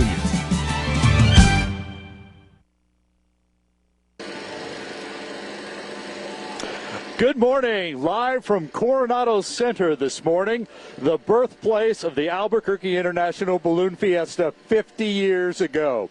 I'm Art Lloyd Jr., and this is day 0 of Balloon Fiesta because it doesn't actually start until tomorrow. But traditionally, on the Friday before Balloon Fiesta, we hold Albuquerque Aloft, where we set up balloons at elementary schools all around the metro area and give our schools and our parents and teachers a treat with a preview of Balloon Fiesta. But 50 years ago, on April 8, 1972, 13 balloons gathered in this parking lot at Coronado Center, which became the very first Albuquerque International Balloon Fiesta. So today, on Albuquerque Aloft Day, before we officially start the 50th, we are inflating 13 balloons here at Coronado Center as a tribute to those original 13 who made it to Albuquerque and got us started on this journey. We have a number of special balloons here this morning, ones you have not seen before. Each one of the balloons that is here this morning is representing one of those additional 13, the original 13. They have special basket banners on them, and we're going to try and point out every one of those to you, tell you who's flying what balloon today, and what pilot is being represented by that balloon this morning. So we have right behind me the New Mexico True balloon standing up. We have the Orange Crush balloon. We've got, as I said, some really new balloons here as well that we're going to be pointing out once they get stood up. You know, in April of 1972, the game plan was to hold some balloons, bring some balloons to town so that we could celebrate radio station KOB's 50th birthday. And the idea there behind that was, we'll bring out a few balloons. And Sid Cutter and Tom Rutherford from KOB and Dick McKee got together. Yeah, we can bring out a few balloons. Hey, I wonder what the record is. Well, the record of most balloons at any one point at the time was 19. So Sid got together with some of his friends and decided to try and get 21 balloons here. He actually did get a commitment to bring 21 balloons to Albuquerque. However, remember, this is in April. Some transportation issues and some snowstorms prevented some balloons from actually getting here. So that's why we ended up with 13 balloons here. And they decided that they would go ahead and fly out of here in what they called was a Roadrunner Coyote balloon race. So Sid and his co-pilot Don Draper took off from the field and went north, coincidentally, and then the other balloons, the Coyotes, actually the Coyotes followed him. And so what had traditionally or early days been called the Hare and Hound race, here in the Southwest, here in Albuquerque, became the Roadrunner Coyote race. And so Sid would fly the Roadrunner, partly because he was flying a club balloon. He had also, in addition to bringing balloons together for this, started the local balloon club, Quad A, or the Albuquerque Aerostat Ascension Association. And there were a bunch of them that owned this one balloon, and they called it Roadrunner. So that helped get us to the Roadrunner Coyote setup, and that's what we still call those types of races here in the Southwest, Roadrunner and Coyote. That also is how the Roadrunner and Coyote cartoon characters started showing up. They were on posters given to the original 13 pilots, and actually we are reliving that by bringing back the Roadrunner and Coyote as well as all of their Looney Tune friends. They are on the official poster this year. They actually have been building up to that. That's a whole 5-part series. A number of our participants have some special shirts, a great partnership with the Chuck Jones Center for Creativity. Chuck Jones was one of the original directors, producers, and animators of the Looney Tunes characters for Warner Brothers back in the 60s and the 70s. So I can see a little bit behind us that some of the other balloons are starting to set up. While I wait for them to actually stand up, let me just tell you a little bit about Balloon Fiesta Live and what our game plan is for that. We will be live at 6 a.m. Mountain Time for all 9 morning sessions. We will be live at 6 p.m. Mountain Time for the 5 evening sessions, and we will be broadcasting live over YouTube and Facebook, and you can get all of that right on Balloon Fiesta Live. So my partner Glenn Moyer will join me on the roof. We will have 5 or 6 cameras. We'll have a balloon camera. It is just going to be an epic series of time. There are special events happening at Balloon Fiesta on this 50th. We will bring you every part of that we possibly can, and we hope that you will stick with us throughout the entire 10 days, counting today, of Balloon Fiesta, the 50th Albuquerque International Balloon Fiesta, this year powered by ExxonMobil. So I think if we get the shot over my shoulder, you might be able to see the Fiesta 50 balloon. If you've been a fan of Balloon Fiesta Live and were watching us last year, you know that that balloon was actually built on the field during Balloon Fiesta last year. And it has been flown around the country advertising the 50th Albuquerque International Balloon Fiesta. So today, that balloon behind me, as you see, it's the yellow one back over my shoulder. That is our Fiesta Gold balloon, piloted this morning for us by Judy Nakamura, who happens to be the vice president of the board of directors. She is also a former state Supreme Court Chief Justice here in the state of New Mexico. So over one side, New Mexico True being flown by Bill Lee for us. And behind me, we also see dark piece standing up. That would be Gary Moore. That's the black one with the kind of neon colors going around the center. I see a replica of the Montgolfier balloon starting to pop up in there as well. So we're about to stand balloons up here at pilot briefing. Let me back up just a second. In April, the 13 balloons in that Roadrunner Coyote event actually flew to the north out of here and ended up, if you're familiar with the Albuquerque area, we flew to the north and landed just north of Montgomery. The winds today are out of the south and will take us back north as well. So we are actually going to be able to follow that trajectory. Even though it wasn't September at that first one, it was April. We are up and away. And we just had a shot on the camera of a brand new World balloon. That balloon is making its maiden flight right now.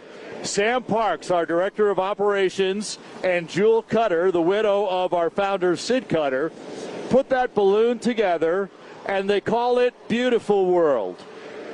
The idea behind this balloon is to remind everybody that ballooning and Balloon Fiesta bring everyone together to create a beautiful world.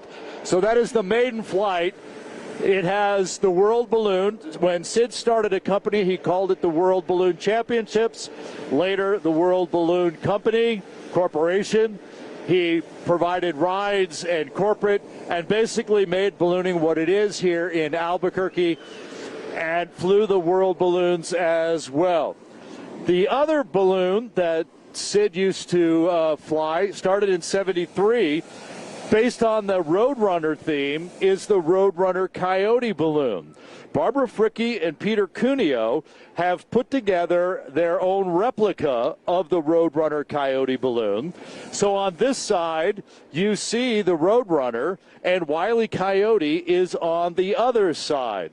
So there are a few differences between this one and the original. This one's a little bit smaller, but it's basically as true as possible to the original balloon. So I told you Sam Parks in the Beautiful World balloon is representing Sid Cutter, of course, our founder. And the Roadrunner Coyote balloon, being flown by Barbara Fricke, is representing Wilma Picard. Wilma Picard, the wife of Don Picard, came in second in that Roadrunner Coyote race. In fact, her husband, Don Picard, came in first in that race.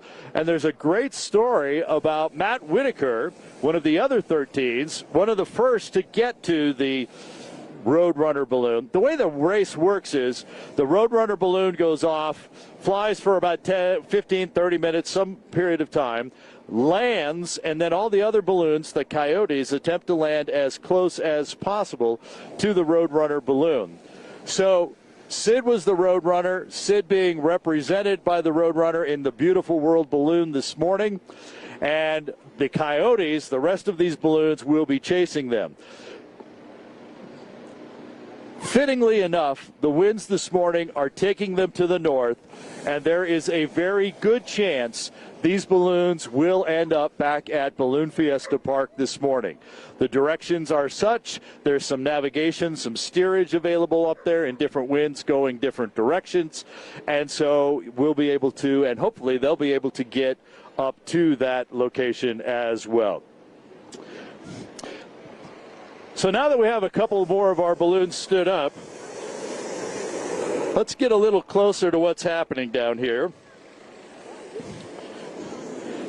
So we're kind of coming up on we're at the New Mexico True Balloon on this side, the Orange Crush Balloon over here on this side.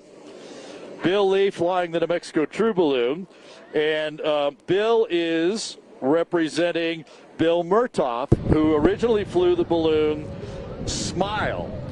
And so the basket banner is on the other side. But Bill Murtaugh, a very colorful figure all along balloons, and came to Balloon Fiesta for many, many years. Throughout the years, he sadly is not with us. In fact, there are only 4 of the original 13 pilots that are still living. 3 of them are actually with us today. The others have their family members here as well. If we can take a look at the Orange Crush balloon next to me here. David Bristol is flying Orange Crush for us, representing Carl Stefan, who originally flew the Star of Texas balloon. And if we can get a shot of the basket banner here, can we just step you just a little bit to the side? Is that him? So, no. No. So we made these basket banners. So as you can see, Carl Stefan, there was his balloon, Star of Texas, one of the original 13 pilots. And again, David Bristol providing the tribute today in his Orange Crush balloon.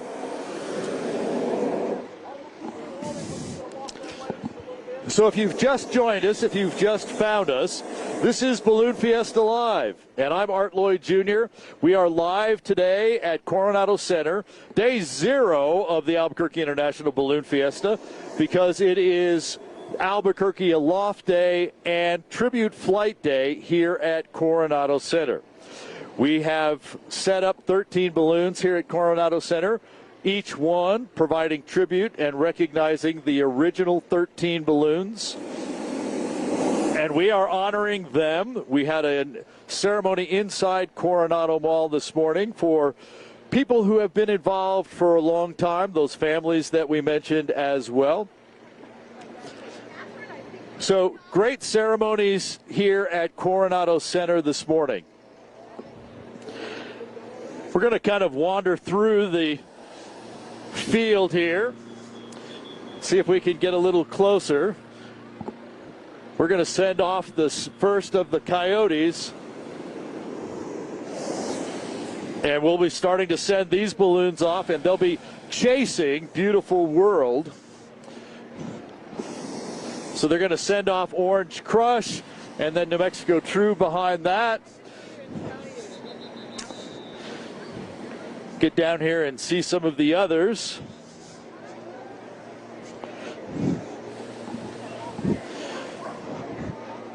Let's get over here by the Roadrunner and Coyote balloon.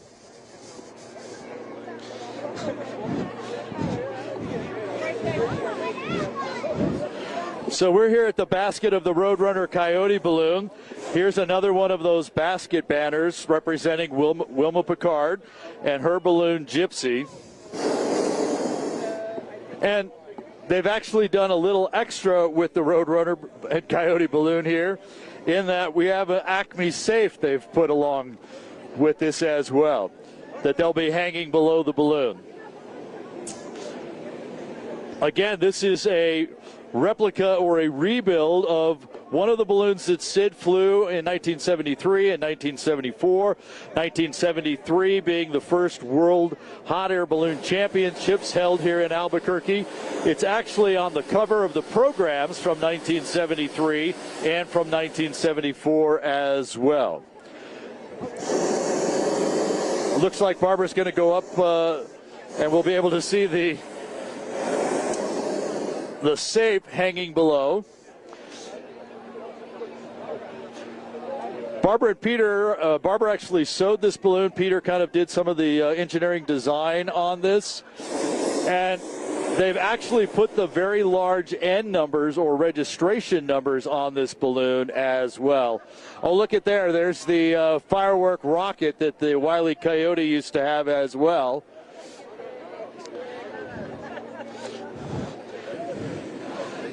Because this is a home-built balloon, it is classified as an experimental balloon. So this is not the first flight of this balloon. This balloon needed 10 hours of flight time before it could carry any passengers and be officially certified for flight. I was lucky enough to be working with Barbara and Peter on this and had the opportunity to actually fly the last 45 minutes getting to that 10 hours of this balloon. It flies like a dream. The New Mexico True, Bill Lee, is now in the air. And across the street from us, Jeff Duff has stood up the Krispy Kreme balloon.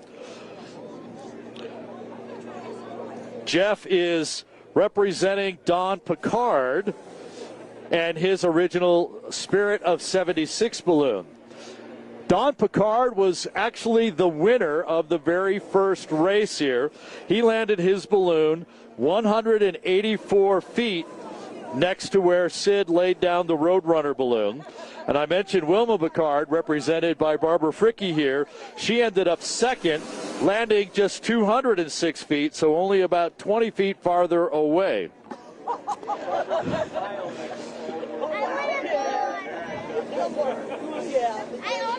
So lots of attention at this new balloon, as well as the Beautiful World balloon that has taken off and is headed north towards Fiesta Field.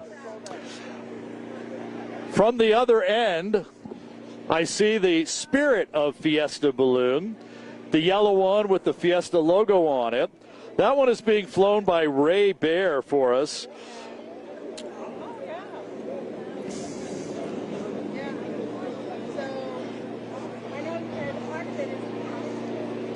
Ray Bear is representing Gene Dennis, whose balloon didn't have a name at the time. And then following right behind is the Fiesta Gold balloon. We mentioned that one being flown by Judy Nakamura. Judy representing Carter Tweet, one of the other still surviving original 13 pilots. So the Beautiful World balloon is in the air. The two Fiesta balloons are heading north to the park. Orange Crush is up. There goes the Krispy Kreme balloon with Jeff Duff at the helm. I see another one set up over this way, guys, too. There is the KKOB balloon. Remember that this all started because KOB was about to turn 50 years old. And so the radio station knew that Sid was flying balloons and said, hey, can you bring some balloons out for our birthday party? And that's what started this, a conversation. Yeah, we can bring some balloons out. Hey, what would it take to have the largest gathering? It would take 21. We had commitments from 21 to be here. Unfortunately, weather got in the way, and only 13 balloons actually made it here, although some of the pilots made it and their balloons actually didn't. But it was KOB's 50th birthday, and we have had a 50-year partnership with KOB ever since. Ron Curry is flying the KOB balloon, and he is representing Don Kirsten, who flew the balloon originally, Merope, which was named after Don's wife. Straight overhead, I don't think we have a picture of him, is Gary Moore in the Dark Side 2020 balloon. We pointed it out earlier. It was the black one with some neons behind it. He is representing Dennis Floden, another one of the surviving original 13 pilots. Denny Floden flew a balloon called Captain Fog. I'm hearing bells. I'm not sure what that one is. So we have a replica of the Montgolfier balloon here. Larry Nicolay is flying that one for us. He is paying tribute to Matt Whitaker. Matt Whitaker and his entire family is here. His wife is still here. His daughters are here. One of his daughters that is here actually flew in the balloon with Matt on that first day back in April 50 years ago. The balloon they were flying is called Flying Raven 1. Matt's wife tells us that they actually landed the closest to Sid in the Roadrunner Coyote race. And the crew started celebrating. We won, we won, we won. The Picards, meanwhile, were still up in the air and managed to catch a different wind pattern up there and then managed to sneak in and get closer than Matt was. So Matt was in the lead, was convinced he had won the race, only to have Don and Wilma Picard both slide in and get closer than Matt was and snatch the victory out of Matt's hands. They still tell that story. They tell it fondly. Again, being represented by the Montgolfier balloon here. The Montgolfier, of course, is what the original very first balloon was made back in 1783. A couple of paper makers by the name of Montgolfier, Joseph and Etne, created a paper bag because they saw smoke lift things up, and they thought that if they filled a bag full of smoke, it would go airborne. So that's what they did. They built a big bag, they put smoke underneath it, and sure enough, up it went. Then they built a basket, and they put some animals in it, a rooster, a duck, and a sheep, because they weren't real sure what was going on up there. Remember, this is 1783, and the idea behind this is no one had flown, only birds flew, which is kind of the reason for the duck and the rooster. The reason the sheep was in there is because it more closely represented humans, so it was kind of a test. So that went up, and that worked. So they built a bigger bag, paper bag, put more smoke in it, and decided to fly a couple of people. And the idea is the paper was decorated in the shape of this Montgolfier. And so the first people to fly, Pilatre de Rosière and Marquis de Alandres, were the first people to fly over in France. And actually the word pilot comes from Pilatre. And again, it was the Montgolfier balloon that got things started back in 1783. Gas balloons, and we have an America's Challenge race, the 25th, coming up starting tomorrow night from the field. Gas balloons were very shortly behind that process. Modern hot air balloons came along in the 1960s when a guy named Ed Yost, working for the Navy, figured out how to put a propane burner attached to a propane tank and create the heat necessary to provide the lift. Because in 1783, while they thought it was smoke that took everybody up, by the 1900s, we knew it was the heat that caused the lift and not the smoke as well. So it looks like if we just kind of turn around here, we'll be able to see the Roadrunner and Coyote balloon go airborne this morning as they play the role of the Coyote today, not the Roadrunner. So they will be chasing Beautiful World.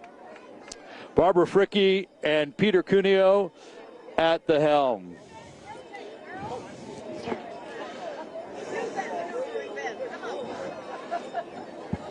Permission to use the Roadrunner in Coyote granted by the Chuck Jones Center for Creativity and, of course, Warner Brothers. Banners marking that on the side of the balloon as well. And I see KOB has gotten in the air as well. What a great sight to see all these balloons launching from Coronado Center here. What a great group of people we have out here, and they're all headed back to the field. There you go, the shot of looking north from Coronado Center at our balloons, at our tribute flight here at Coronado Center, as we pay tribute to the original 13 balloons that got all of this started 50 years ago this year. So behind me is this teal balloon. That is the Realty One of New Mexico balloon. That is being flown by Jaybird Mason, and he is paying tribute today to Bill Cutter, Sid Cutter's brother. Bill was part of the entire team, and Bill flew Betsy Ross back in April. Betsy Ross was the first modern balloon to come to Albuquerque. All of Sid's involvement in getting into ballooning started when his company, Cutter Aviation, was going to have a party for his mom and for their customers. And they were basically fixed-wing operators. So they were going to have this big party in the Sid Cutter, in the Cutter Aviation hangar. And they were going to do a World War I theme. And so the idea was, hey, well, there were balloons around, smoke balloons back in World War I. And so let's get a balloon. So Sid went looking for a balloon and basically managed to find one just in time to go literally fly an airplane, pick it up, and bring it here. And they inflated it in the hangar for that party. It almost didn't fit, and if you see the pictures, the envelope goes all the way from floor to ceiling within that hangar. So the story is, the next day, Bill Cutter, Sid's brother, comes knocking on the door at Sid's house. "What are you doing here so early?" Sid tells the story. He says, Bill says, "Let's go fly the balloon."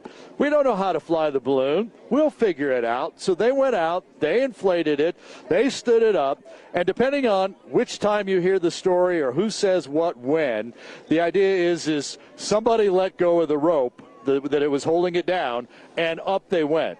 So Sid and Bill basically learned to fly that balloon on that very first flight the day after the birthday party in June of 1971.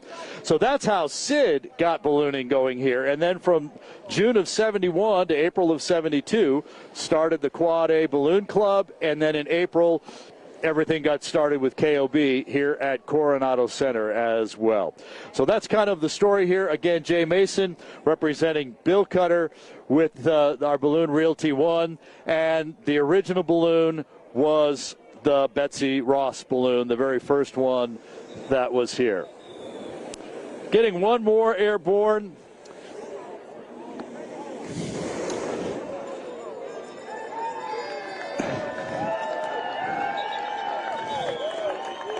This is our Coronado sponsored balloon. Brett Stockwell was the original pilot. Brett flew a balloon called Firebird. Brett and his Firebird balloon being represented today by Toby Brown and the balloon Crystal Blue. And what a great day to fly. When you leave the parking lot here at Coronado Center, you go up about 100 feet and you drift very slowly to the south, and then at about 150 feet you turn around and head back north, so that we have sent our 13 balloons. We've got one more to go, and we'll be sending, they're all headed back towards Balloon Fiesta Park. So what a great morning we are having out here at Balloon Fiesta at Coronado Park, as we do a tribute flight to the original 13 balloons that started all of this back in 1972. And little did we know, although someone wrote in the original program, that this could be the start of something big and wonderful. And of course, what happened after the idea of this first time in April of 72, Tom Rutherford at KOB and Sid we're approached by the BFA folks, the folks that are the Balloon Federation folks, who were about to put on the first World's Hot Air Balloon Championships. And they were looking for a place to host it. So they came to Sid and Tom and they said, hey, you know, this would be a really great place. Why don't you host the event? And they built it up big time. There goes Jayburn. They built it up big time, and so Sid and Tommy put this big proposal together, thinking that they were bidding against other big cities. Turns out in the end there was no other city in consideration. It was just Albuquerque. They kept telling Sid so that Sid would put extra work into it, and we held the very first World Hot Air Balloon Championships at the New Mexico State Fairgrounds here in Albuquerque in February of 1973. Well, by now, Albuquerque is hooked, so they held another balloon rally at the fairgrounds again in 1974. By this time, we're up to more than 100 balloons flying here. And then it was like, okay, this is really great. Why don't you do the second World Hot Air Balloon Championship in 1975? And so they decided that February may not be the best time of year to fly. In 73, they flew in snowstorms. So they decided to move 1975's event to October, which is where it's been ever since. Now, that meant we were going to go from February of 74 to October of 75, about 18 months without a balloon event. So they got together with the local balloon club and they said, hey, that's kind of a long time. Why don't you guys put together a little balloon rally somewhere in the middle to kind of bridge that gap of 18 months? So the local balloon club, Quad A, the Albuquerque Aerostat Ascension Association, put together a balloon rally in February of 1975. Not really Balloon Fiesta, but that is the year many people say, oh, there were 2 Balloon Fiestas that year. We don't actually count it as that. What that February rally has turned into is now the annual Friends and Lovers Rally, still put on every February by the local balloon club. In 1975, we moved away from the fairgrounds and we moved up to a field called Sims Field, which is now under development. We've moved from Sims Field farther north to Cutter Field.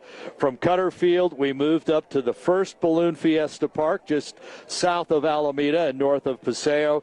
And then about 20 plus years ago, we moved across the street from Alameda into our current Balloon Fiesta Park, a more permanent home and a park built for Balloon Fiesta.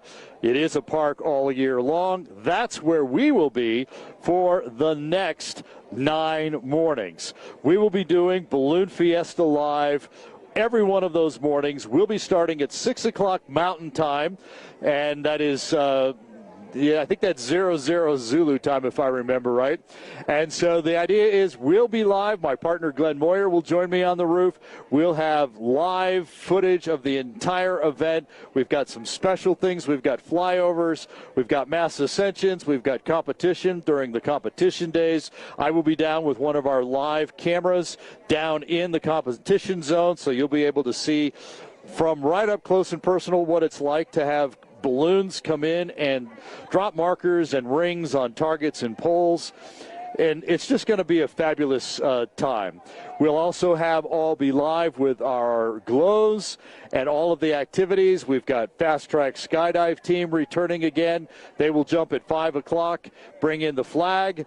They will do our balloon glow around 6:30. Fast Tracks comes back in at 7:30 with their pyrotechnics jump.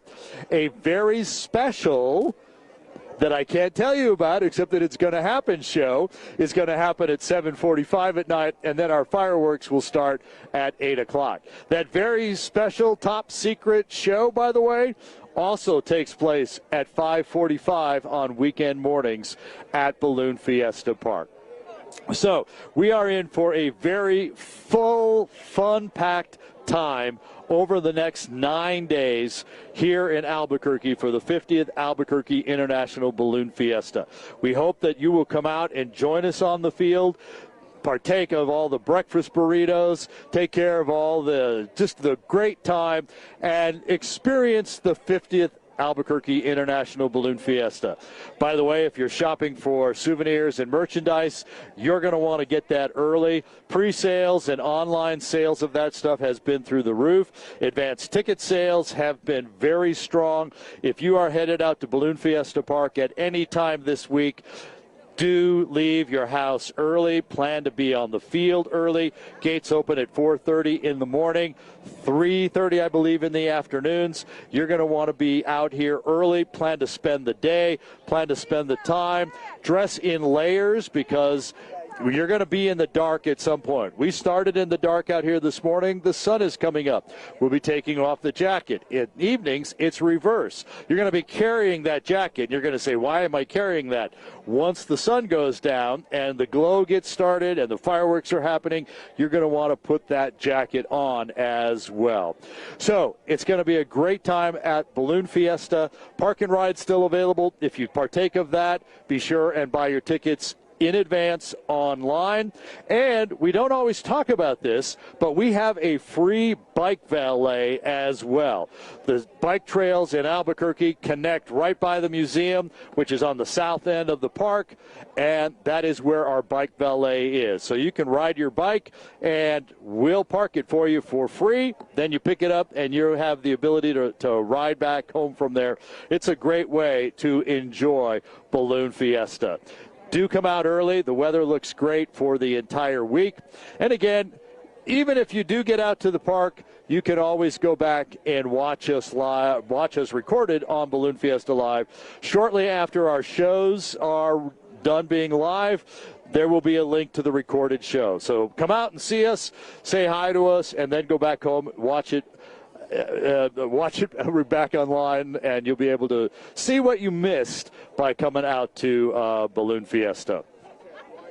So we are about to wrap things up here at Coronado Center. Of course, 13 balloons took off from Coronado Center here. About 190 other hot air balloons are spread out all around the city of Albuquerque at elementary schools.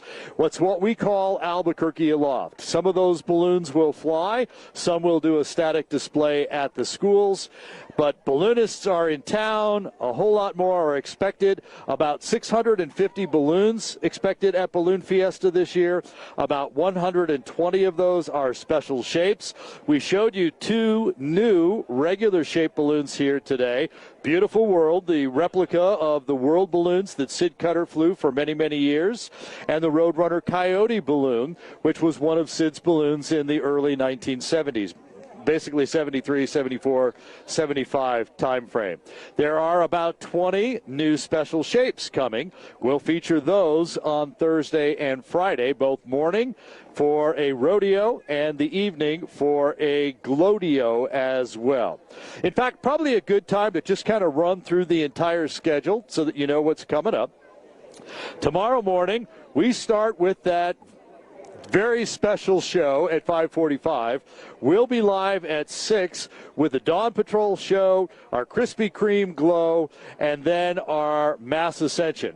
With some opening ceremony things happening, we'll have a flyover by the Chili Express as well, and then our mass ascension.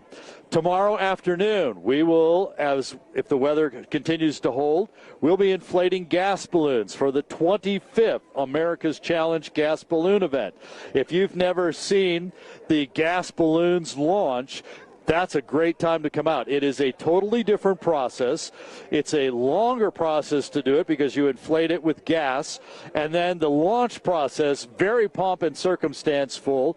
They all launch from exactly the same point on the field because this is a distance race. Whoever flies the furthest wins. They will fly for 3 or 4 days, many times ending up in the very northeast part of the United States.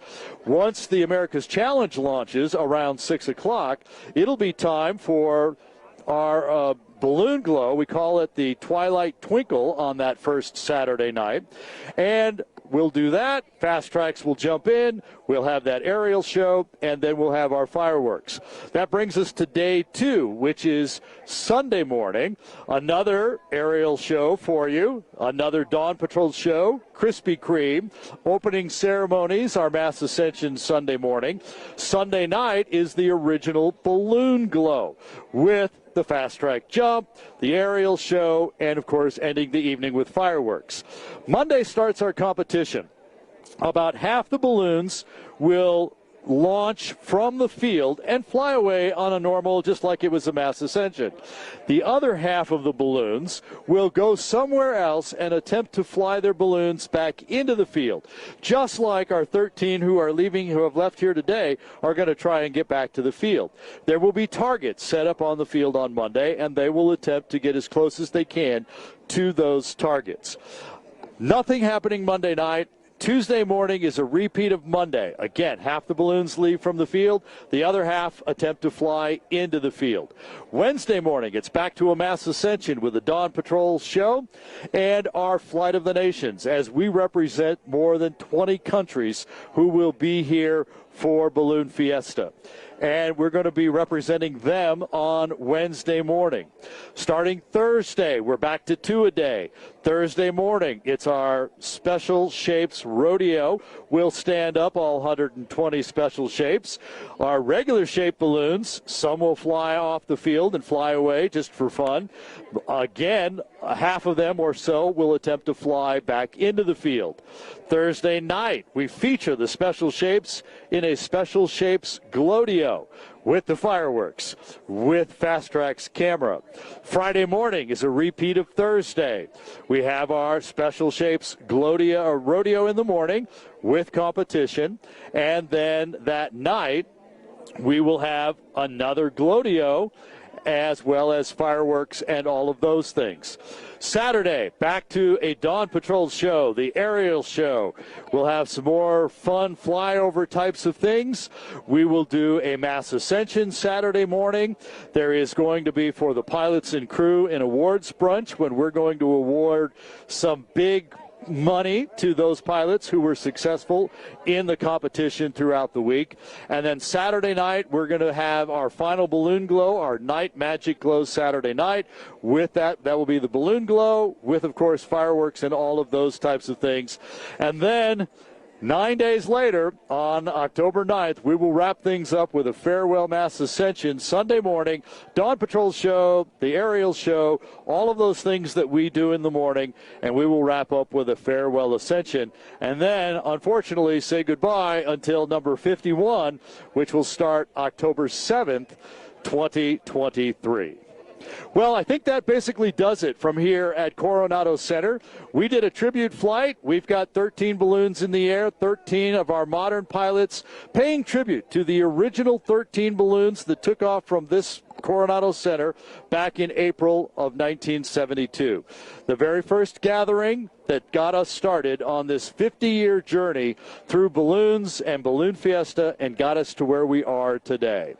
So, from Coronado Center, this has been a special edition of Balloon Fiesta Live. I'm Art Lloyd Jr. Thanks for watching. We'll see you all week live and on the field for Balloon Fiesta Live at the 50th Albuquerque International Balloon Fiesta, powered by ExxonMobil. Have a great day. This has been a special edition of Balloon Fiesta Live.